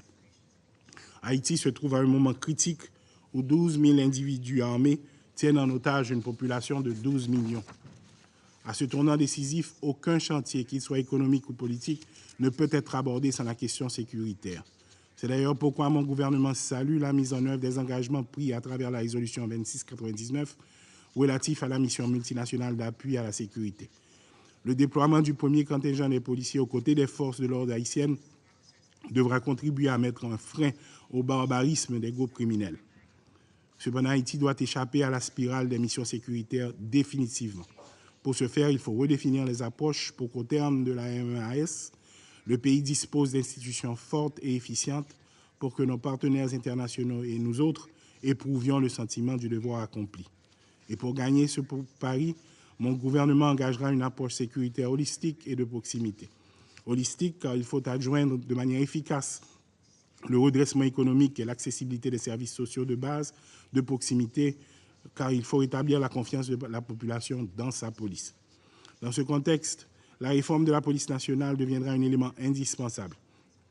Notre situation exceptionnelle d'insécurité nous commande une police de proximité capable de rétablir et de maintenir l'ordre public et la paix civile, non pas en misant exclusivement sur la répression, mais aussi en s'appuyant sur la prévention et l'accompagnement. La réforme dont il est question couvrira les dimensions logistiques, opérationnelles et financières nécessaires à la mission de sécurité de l'institution policière afin qu'elle soit en mesure de protéger et servir convenablement la population. Nous entendons mettre ainsi le cap vers la réconciliation police-population. De sérieuses procédures d'assainissement interne sont déjà envisagées pour restaurer la confiance à cette institution qui doit être désormais crédible et efficace. Les forces de l'ordre haïtiennes et la mission multinationale d'appui à la sécurité ne peuvent à elles seules garantir cette paix définitive qui se veut être le paradigme de ce nouveau gouvernement. Faire de la sécurité la question de chaque village, de chaque communauté, doit impliquer le soutien de la population. C'est la raison pour laquelle je préconise l'élaboration d'un plan global intégré et réaliste pour accompagner la population. Celui-ci doit prendre en compte l'établissement d'infrastructures adéquates et conformes aux normes de construction moderne, la réorganisation de certaines villes, la réhabilitation, l'implémentation de services sociaux de base fonctionnels et le développement de pôles d'emploi et de développement dans les communautés. Ce n'est que par cette voie que nous arriverons à rétablir une paix et une sécurité durable en Haïti. Cette approche holistique, intégrée et réaliste, s'inspirant du courage et de la résilience du peuple haïtien, sera celle incarnée par ce nouveau leadership de la transition. Par conséquent, avec nos amis de l'international, il devient opportun de revisiter l'accompagnement accordé à Haïti. Cet accompagnement, qui est un devoir de solidarité entre les peuples, ne peut se limiter au contour des seules volontés de l'accompagnateur. Il doit faire de l'accompagné un acteur apte à appréhender les défis et à décider de son destin. Les difficultés auxquelles est confronté Haïti sont énormes, avec un taux d'inflation qui déplace les 27%, près de 50% d'emplois perdus, rien que dans le secteur textile, une insécurité alimentaire qui affecte 4,5 millions de personnes, sans compter les 600 000 déplacés internes et les 500 000 enfants déscolarisés. Le pays est en proie à une violence qui paralyse le fonctionnement de dizaines d'hôpitaux et de centres de santé. Des dizaines de commissariats et de centres d'incarcération ont été endommagés ou détruits. Des milliers de prisonniers sont en cavale. La liste pourrait être plus longue. Cependant, la volonté de travailler à la résolution de ces problèmes urgents, manifestée par les principales parties prenantes de l'accord du 13 avril, laisse transparaître l'espoir. La collaboration entre les différentes parties prenantes a créé une atmosphère de travail apaisée, permettre au Premier ministre, en accord avec le Conseil des présidents, d'arriver à constituer un nouveau gouvernement inclusif, réduire le train de vie de l'État, instituer des ministres délégués, nommer un nouveau directeur général de la police et accueillir le premier contingent de la mission multinationale. Cette gouvernance partagée entre des acteurs politiques, économiques et de la société civile, facilitée par les partenaires internationaux, dont la CARICOM, qui n'a guère ménagé ses efforts à travers ses éminentes personnalités, démontre qu'il a été fait le choix le plus adapté au contexte explosif qui sévissait sur l'échiquier politique haïtien. Cependant, la méfiance, la fragilité et les tensions latentes qui sous-tendent la dynamique politique haïtienne ne doivent en aucun cas être sous-estimées. Nous sommes une jeune démocratie qui ne cesse de s'écarter depuis des années de la gouvernance démocratique. De ce fait, une alerte en permanence s'impose pour sauvegarder les rares acquis. Aujourd'hui, la transition en cours, tout en s'inspirant de la feuille de route délimitée dans l'accord du 3 avril 2024, doit être celle devant paver la route à la fin de cette période transitoire entamée depuis trois décennies. Et ce, par des réformes institutionnelles et légales d'une part, par la création d'atmosphères propices au relèvement économique et à l'organisation d'élections non contestées d'autre part. Tout accompagnement des partenaires internationaux devra prendre en compte la vision du gouvernement de cette transition pour que plus jamais Haïti ne replonge dans le chaos. Monsieur le Président, honorables membres du Conseil, il n'existe pas de fatalité haïtienne. La situation qui prévaut en Haïti est la résultante d'une politique séculaire séparant l'État de la nation et qui, du coup, fait abstraction de la résilience, de la ténacité, de l'empathie et de la générosité du peuple qui aspire au bien-être. Ainsi, une synergie et une solidarité locale et internationale devient incontournable. Au cours de ma carrière de fonctionnaire des Nations Unies, j'ai observé une multitude d'initiatives internationales visant à soutenir le développement et à stabiliser dans les pays de crise. Haïti, en particulier, a bénéficié de diverses formes d'assistance internationale, chacune conçue avec l'intention de remédier aux multiples crises que nous avons affrontées, des catastrophes naturelles aux crises politiques et économiques. Malgré cette aide substantielle, les résultats à plusieurs égards restent insuffisants. Il est grand temps qu'Haïti et ses partenaires se posent une question fondamentale. Qu'allons-nous faire différemment? À cette question, je peux déjà vous dire qu'en Haïti, nous avons pu commencer à assembler des hommes et des femmes honnêtes, responsables, courageux, compétents et qui inspirent confiance. Ce leadership s'engage à réaliser des élections transparentes et participatives en vue du renouvellement du personnel politique et de suivi efficace et dynamique. Ces élections contribueront à l'avènement de la stabilité politique et institutionnelle. Pour ce faire, elles seront encadrées en amont d'un processus de réforme constitutionnelle, de révision du cadre légal sur le fonctionnement et le financement des structures politiques, d'appui à la bonne gouvernance, de renforcement des mécanismes de lutte contre la corruption et l'impunité et de développement d'une stratégie sécuritaire police-population, de la modernisation de l'appareil judiciaire, et de la mobilisation de la population pour une participation massive, notamment les jeunes et les femmes, dans le processus électoral. Comme annoncé plus haut, nous allons favoriser une approche plus intégrée et plus stratégique, en impliquant tous les acteurs, gouvernementaux, non gouvernementaux, internationaux, dans une planification et une exécution cohérente. Nous allons également nous concentrer sur la capacité à long terme plutôt que sur les solutions à court terme, en renforçant les institutions locales et en soutenant les efforts de développement durable qui sont alignés sur les priorités spécifiques d'Haïti. En abordant la situation complexe et souvent tragique d'Haïti, il est essentiel de reconnaître que la responsabilité principale d'adresser nos défis incombe à nous, Haïtiens. Nous n'allons pas déléguer notre responsabilité. Cependant, nous reconnaissons aussi que les actions et les politiques internationales ont façonné et continueront de façonner le contexte dans lequel nous luttons pour la stabilité et le développement.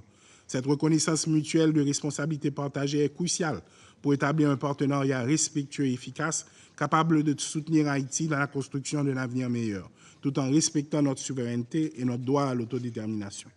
C'est une ère de reconnaissance pour Haïti marquée non seulement par le désir de surmonter ces adversités, mais aussi par des actions concrètes qui illustrent notre engagement envers la paix durable et le développement. Nous appelons la communauté internationale à reconnaître et à soutenir cet élan en collaborant de manière constructive et respectueuse pour accompagner Haïti sur le chemin de la récupération et du renouveau. Monsieur le Président, Mesdames et Messieurs les ambassadeurs, en ce temps critique, alors que nous accueillons de nouvelles forces de sécurité internationales en Haïti, il est essentiel de rappeler que notre histoire avec les interventions étrangères est teintée d'expériences contrastées. Bien que certaines aient apporté un soutien et stabilité, d'autres ont malheureusement laissé des souvenirs douloureux en raison de violations des droits humains et d'un manque de respect pour la souveraineté et la culture locale. Ces événements passés ont à plusieurs reprises exacerbé les défis plutôt que de les résoudre, laissant une empreinte indélébile sur la mémoire collective de notre peuple. Aujourd'hui, nous nous tenons à point de convergence entre le passé et l'avenir, où chaque action et chaque décision doivent être guidées par les leçons apprises. Nous avons une opportunité unique de redéfinir notre collaboration en veillant à ce que toute assistance étrangère soit conduite avec le plus grand respect pour les principes de transparence, de responsabilité et surtout en harmonie avec les aspirations et les besoins des Haïtiens. En avançant, nous devons mettre en place des mécanismes qui assurent non seulement la sécurité, mais aussi la dignité et le respect de notre peuple. Cela nécessite une coordination étroite et une communication constante entre toutes les parties impliquées pour assurer que les erreurs du passé ne se répètent pas. Notre pays est à un tournant crucial de son histoire. Nous nous trouvons devant un défi colossal, mais aussi une opportunité sans précédent de restaurer la paix et la sécurité dans notre relation. L'arrivée récente du premier contingent de la mission multinationale d'appui à la sécurité marque le début d'une ère pour Haïti. Cette mission, conduite avec le soutien de nos frères et sœurs kenyans, que je remercie du fond du cœur, est un témoignage vibrant de la solidarité internationale et un pas concret vers la stabilisation de notre pays. Nous allons reprendre le contrôle du territoire haïtien, maison par maison, quartier par quartier et ville par ville. Ce n'est pas juste une opération de sécurité, c'est une renaissance de l'esprit national, un renouveau de notre engagement envers l'ordre, la justice et la paix. Nous renforcerons nos capacités non seulement en termes d'équipement, mais aussi par la formation et le renforcement des compétences de nos forces de l'ordre. Dans cette démarche, nous sommes guidés par une stratégie bien définie et une volonté de coordination sans faille entre toutes les parties prenantes, tant nationales qu'internationales. Notre approche est stratégique et mesure chaque pas vers la libération de notre territoire des griffes de la criminalité. Cette stratégie en cours d'élaboration avec le Conseil de transition s'appuie sur les principes de rigueur et d'efficacité pour garantir la sécurité de notre pays. Haïti porte fièrement le flambeau de la liberté qui a éclairé le chemin de l'émancipation bien au-delà de ses frontières. Notre lutte héroïque pour l'indépendance a non seulement brisé les chaînes de l'esclavage, mais elle a également inspiré d'innombrables peuples de se lever pour leurs droits inaliénables à l'autodétermination. Aujourd'hui, en dépit des défis formidables que nous affrontons, l'esprit indomptable de nos ancêtres continue de nourrir notre résolution. Votre soutien continu, votre foi en notre peuple et votre reconnaissance de notre souveraineté ne sont pas seulement appréciés, ils sont essentiels. Ensemble, avec courage et intégrité, nous pouvons transformer Haïti en un exemple de résilience et de renaissance.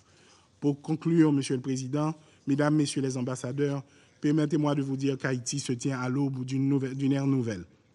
Notre résolution reste inébranlable et notre espoir indomptable.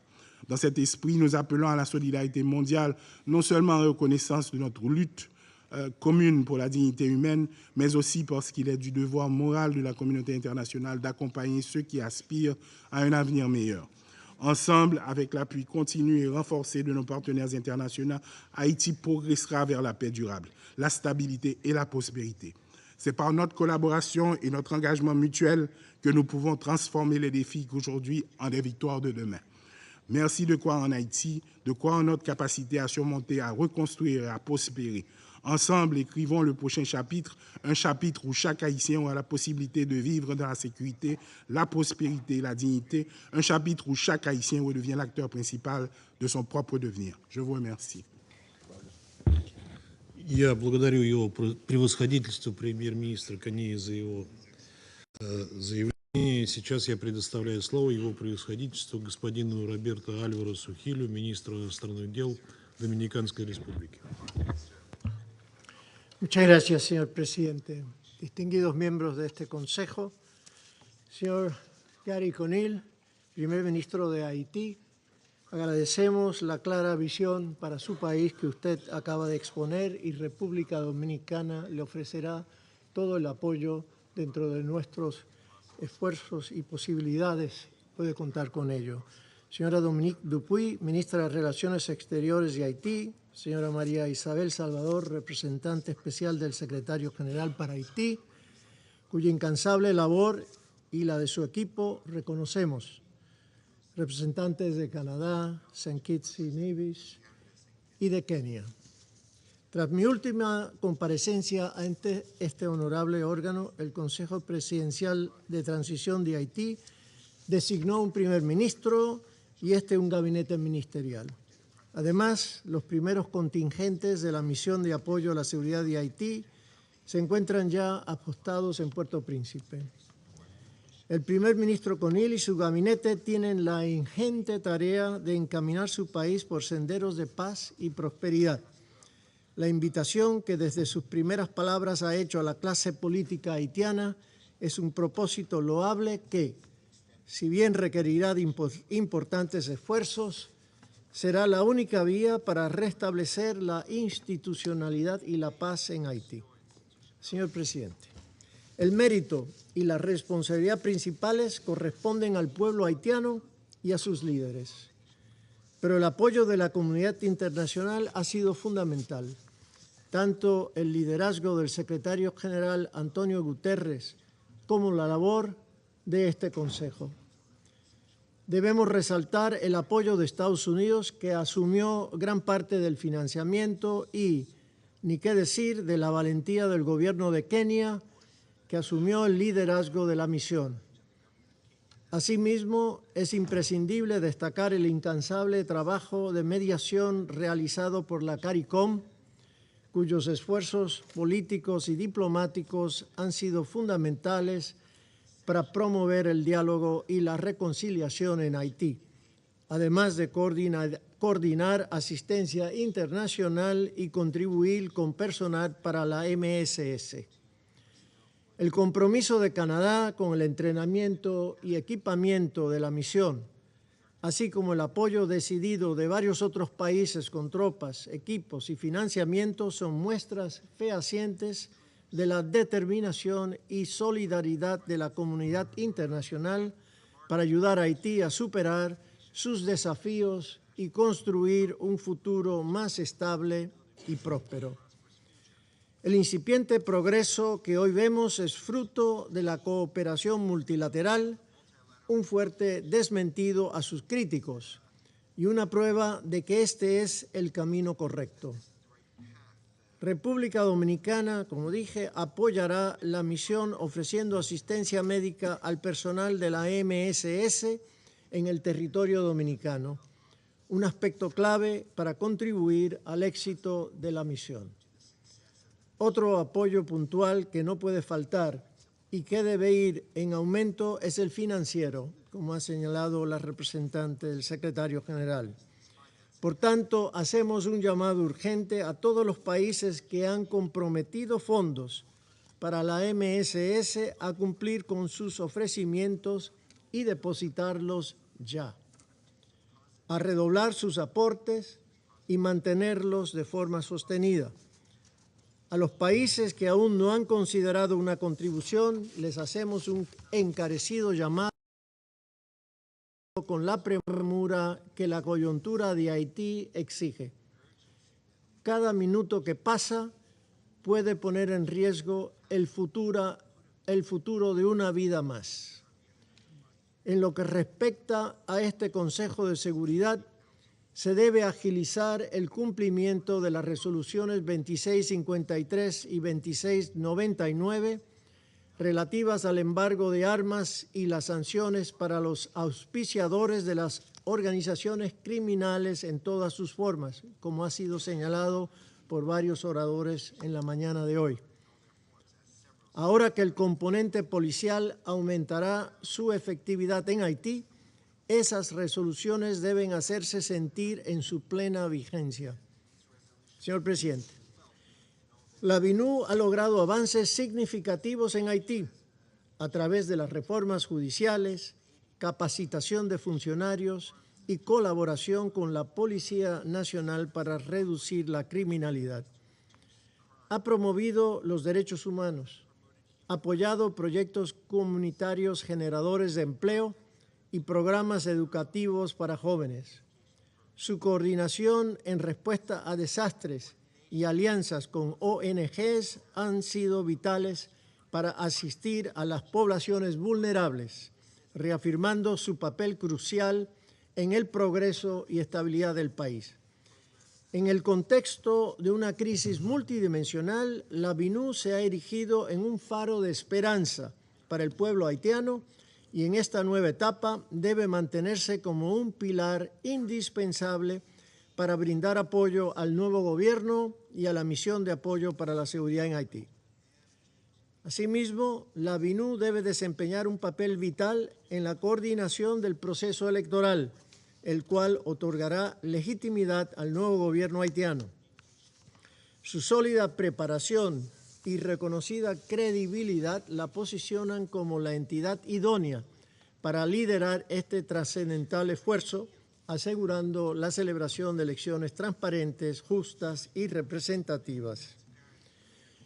Existen méritos de sobra para ello, incluyendo el legado de decenas de dignos servidores internacionales de esta venerable organización que vertieron su sangre en pos de asistir al pueblo haitiano, incluyendo nacionales de este Consejo y de esta organización. Por tanto, instamos al Consejo a reconocer la importancia de la BINU y a renovar su mandato con el fin de asegurar la paz, la estabilidad y el desarrollo de Haití. Señor Presidente, en este momento crítico, la solidaridad y el compromiso inquebrantable con Haití son más vitales que nunca. Durante los últimos casi 3 años, hemos sido testigos de los esfuerzos realizados en este Consejo, demostrando nuestra confianza en el sistema de las Naciones Unidas y nuestra política de buena vecindad con Haití. Pero no podemos conformarnos con los logros alcanzados. El camino hacia la paz y el desarrollo en Haití es desafiante, pero unidos podemos marcar la diferencia con los líderes y el pueblo de Haití. Cada contribución es un paso más hacia un futuro mejor para el pueblo haitiano. Instamos a todos a mantener este compromiso inquebrantable y a trabajar incansablemente para aliviar el sufrimiento del pueblo haitiano, brindándoles la oportunidad de forjar un futuro próspero y pacífico. Es nuestro deber, como miembros de la comunidad internacional, estar a la altura de este reto y demostrar que la solidaridad y la compasión trascienden fronteras. Muchas gracias. Я благодарю его превосходительство, господина Альвареса Хиля, за его заявление. И сейчас я предоставляю слово Канаде. Thank you very much, Mr. President. Je suis honoré de pouvoir participer à cette réunion avec le Premier ministre Conille, le ministre Dupuis, le ministre Alvarez, Madame Salvador et mes collègues de St. Kitts and Nevis et Kenya. Mr. President, I'm very pleased to be able to speak on behalf of the Ad Hoc Advisory Group on Haiti of the Economic and Social Council. The advisory group, which Canada chairs, comprises 24 member states that are committed to accompanying Haiti's long-term socio-economic development. We are friends, we are neighbors, and we are partners with Haiti. J'ai eu le grand honneur de rencontrer M. Conille, ça fait 2 ans, quand il travaillait avec UNICEF. Et j'étais, je dois dire, et je le dis dans sa présence, j'étais très impressionné par la rencontre que nous avons eue il y a ces jours-là.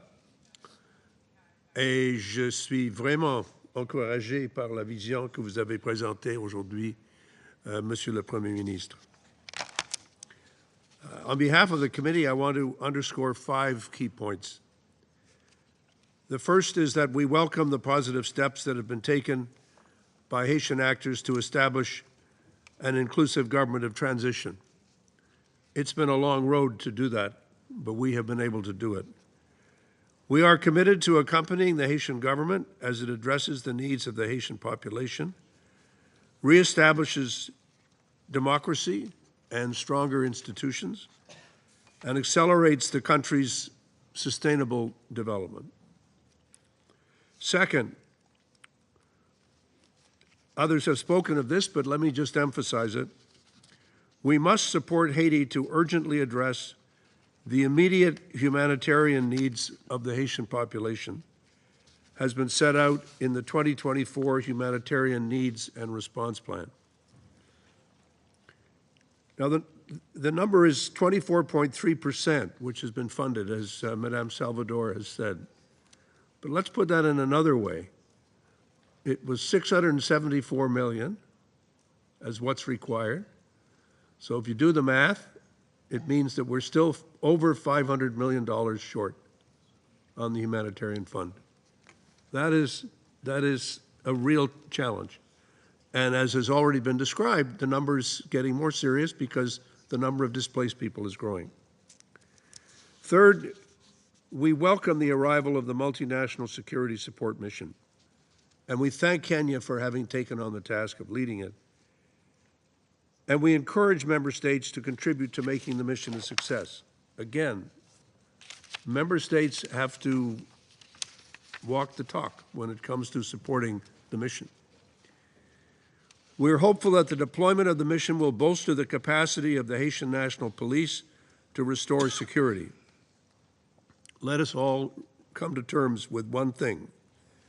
Haitians, like all of us, every single one of us, require security to be able to safely leave our homes without fear of being killed, kidnapped, or raped. To ensure that the most vulnerable can access essential services, to allow businesses to resume commerce, to safeguard schools and academic institutions for children and for youth. And yes, create the space for free and fair elections and to continue the work of building stronger institutions. Fourth, we encourage Haitian institutions to continue the work of addressing the root causes of the country's vulnerability and instability, including extreme poverty, corruption, impunity, and a collusion between the political and economic spheres which lies, we believe, at the root of the problem. And yes, we all need to be prepared to accompany these efforts, not just in a day, but over time.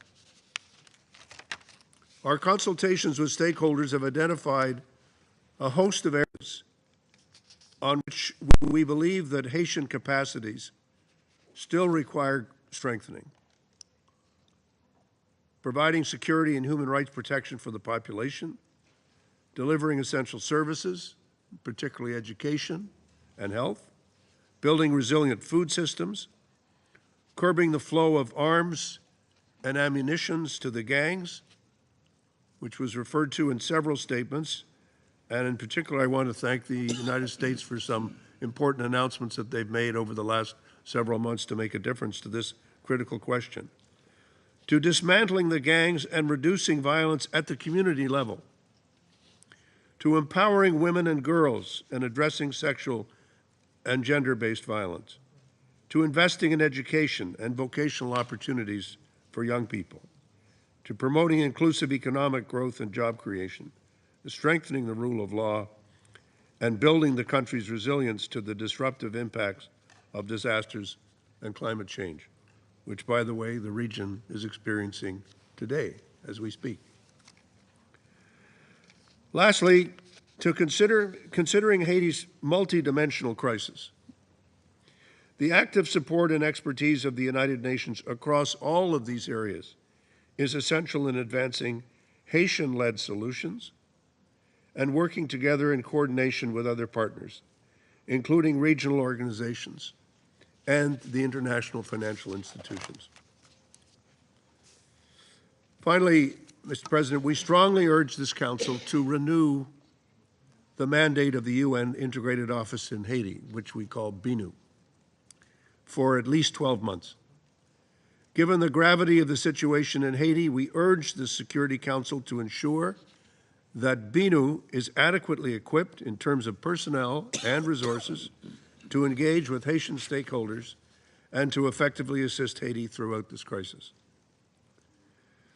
Now is the time, Mr. President, for all of us to reaffirm our solidarity with Haitian people and to mobilize our support for Haiti. C'est le moment, Monsieur le Président, pour nous de réaffirmer notre solidarité avec la population haïtienne et de mobiliser notre appui pour Haïti, mais de le faire non seulement dans nos paroles, mais dans tout ce que nous faisons en pratique pour assurer la paix, la sécurité et la justice pour la population haïtienne. Thank you, Mr. President. Я благодарю Канаду за их заявление. Сейчас предоставляю слово представителю St. Kitts and Nevis.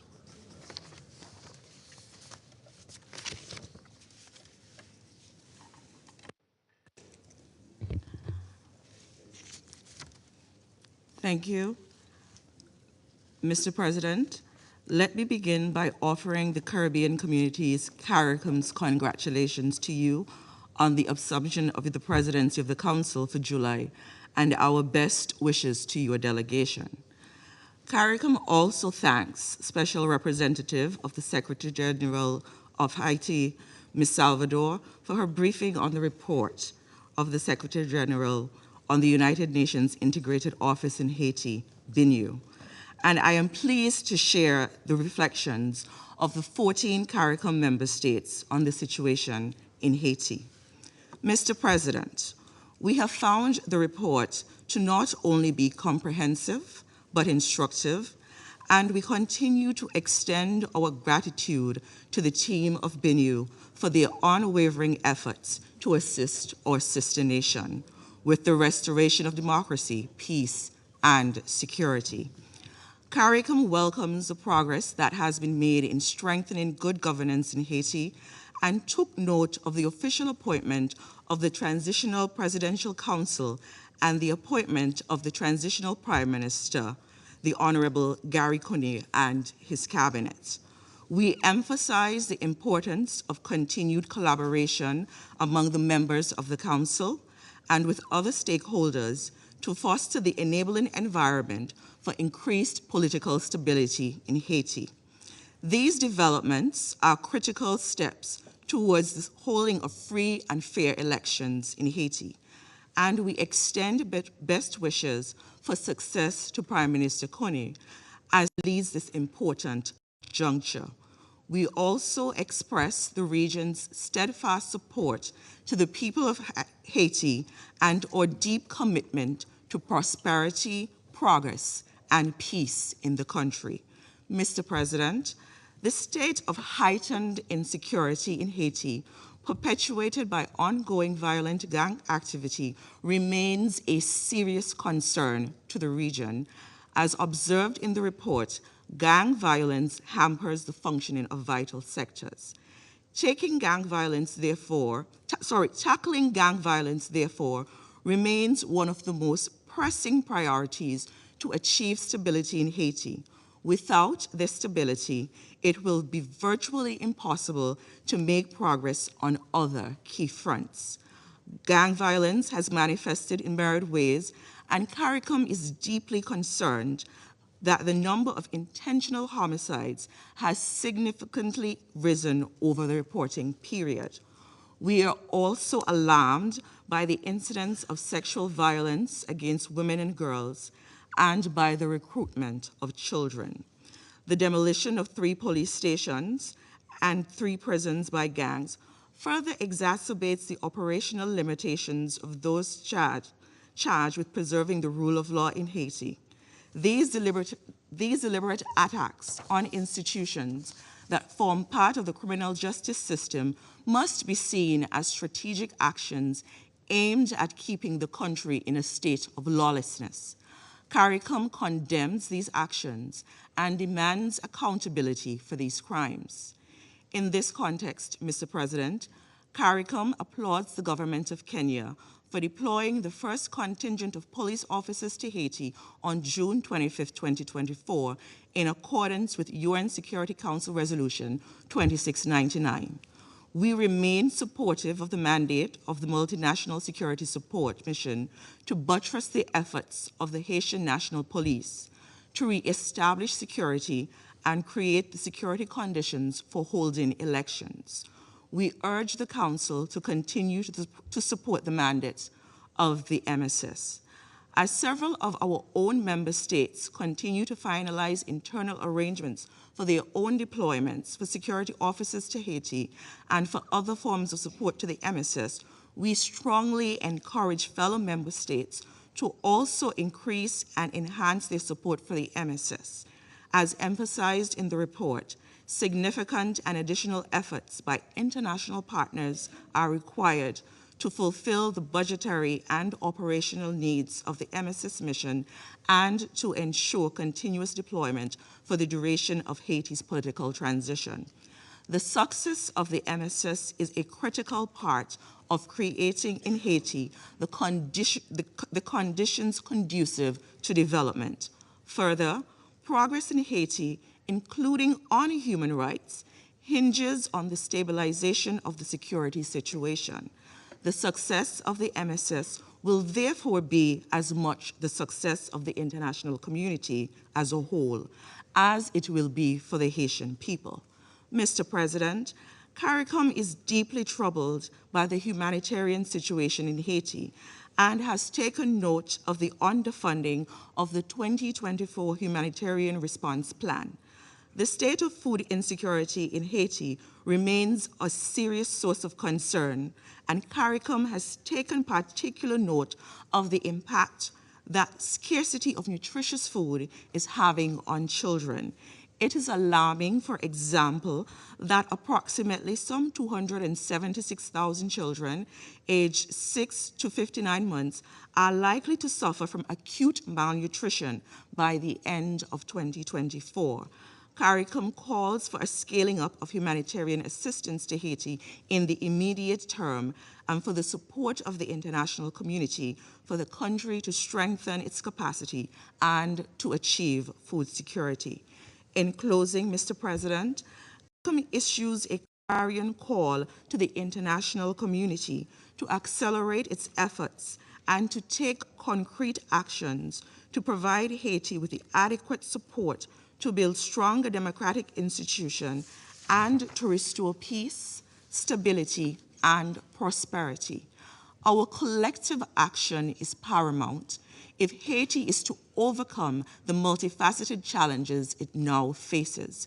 CARICOM reaffirms its steadfast solidarity and support to Haiti and will continue to actively engage in legitimate efforts to achieve a peaceful resolution of the ongoing crisis. We also express our profound gratitude to all stakeholders for their ongoing support to our sisterly nation. I thank you. Я благодарю Сент-Китс и Невис за их заявление. Сейчас предоставляю слово Кении.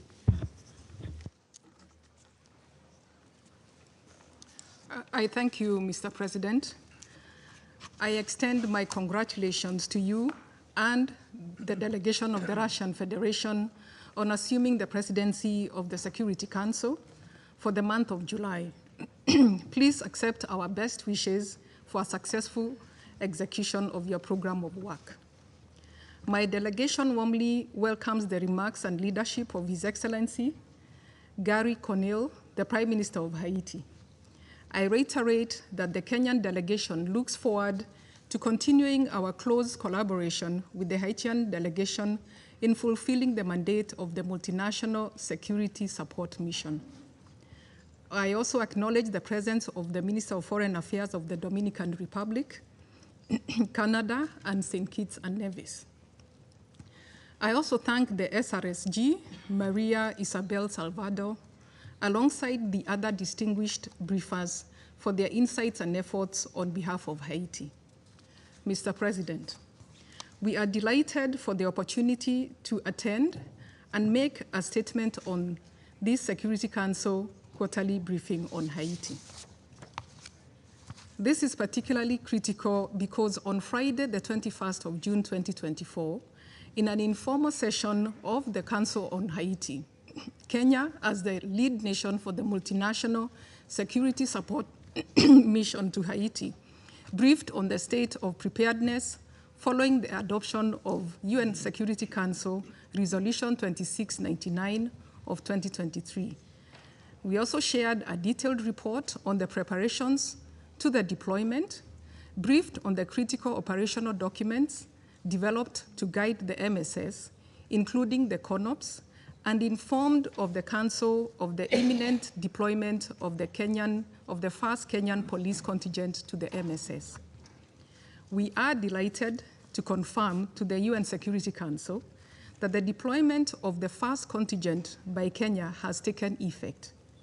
On 25th June, 25th June, the first Kenya police contingent, KenPol 1, of the Multinational Security Support Mission, MSS, comprising of 200 formed-up police units, arrived in Port-au-Prince to a warm reception and strong expression of support by the government and people of Haiti. Since its arrival 8 days ago, the contingent has held operational meetings with the Haitian National Police and commenced joint operations, undertaking a number of significant assessments to guide the operations of the mission. Between 25th and 28th June 2024, a delegation of senior officials from Kenya, led by the National Security Advisor, who accompanied the contingent, were able to engage with a range of Haitian stakeholders. At the operational level, the team held a number of meetings.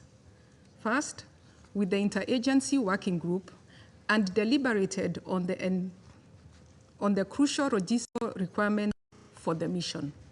Second, with the leadership of the Haitian National Police, led by the Director General, on the structure of the MSS, interoperability with HNP, equipment sharing, training, joint operation planning, and aligning MSS objectives with those of HNP. The Kenyan delegation also met with the political leadership of the Republic of Haiti, first with Honorable Carlos Hakil, Minister of Justice, then the Right Honorable Dr. Garry Conille, the Prime Minister, and the Transitional Presidential Council, led by the President, His Excellency Edgar Fils.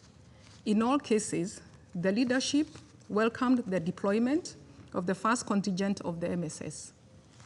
Second, they thanked Kenya for accepting to take the lead of the MSS and for the deployment of the first contingent of the MSS.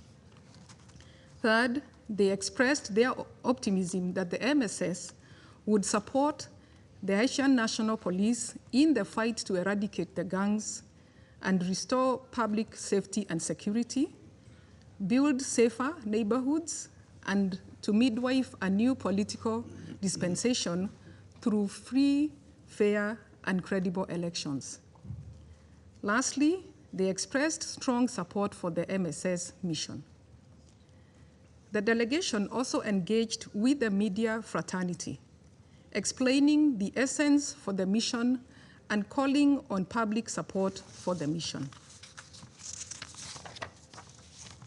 We also engaged with the diplomatic community in Haiti, during which we called for stronger international support in order to seize the current positive momentum and enable the MSS deliver on its mandate.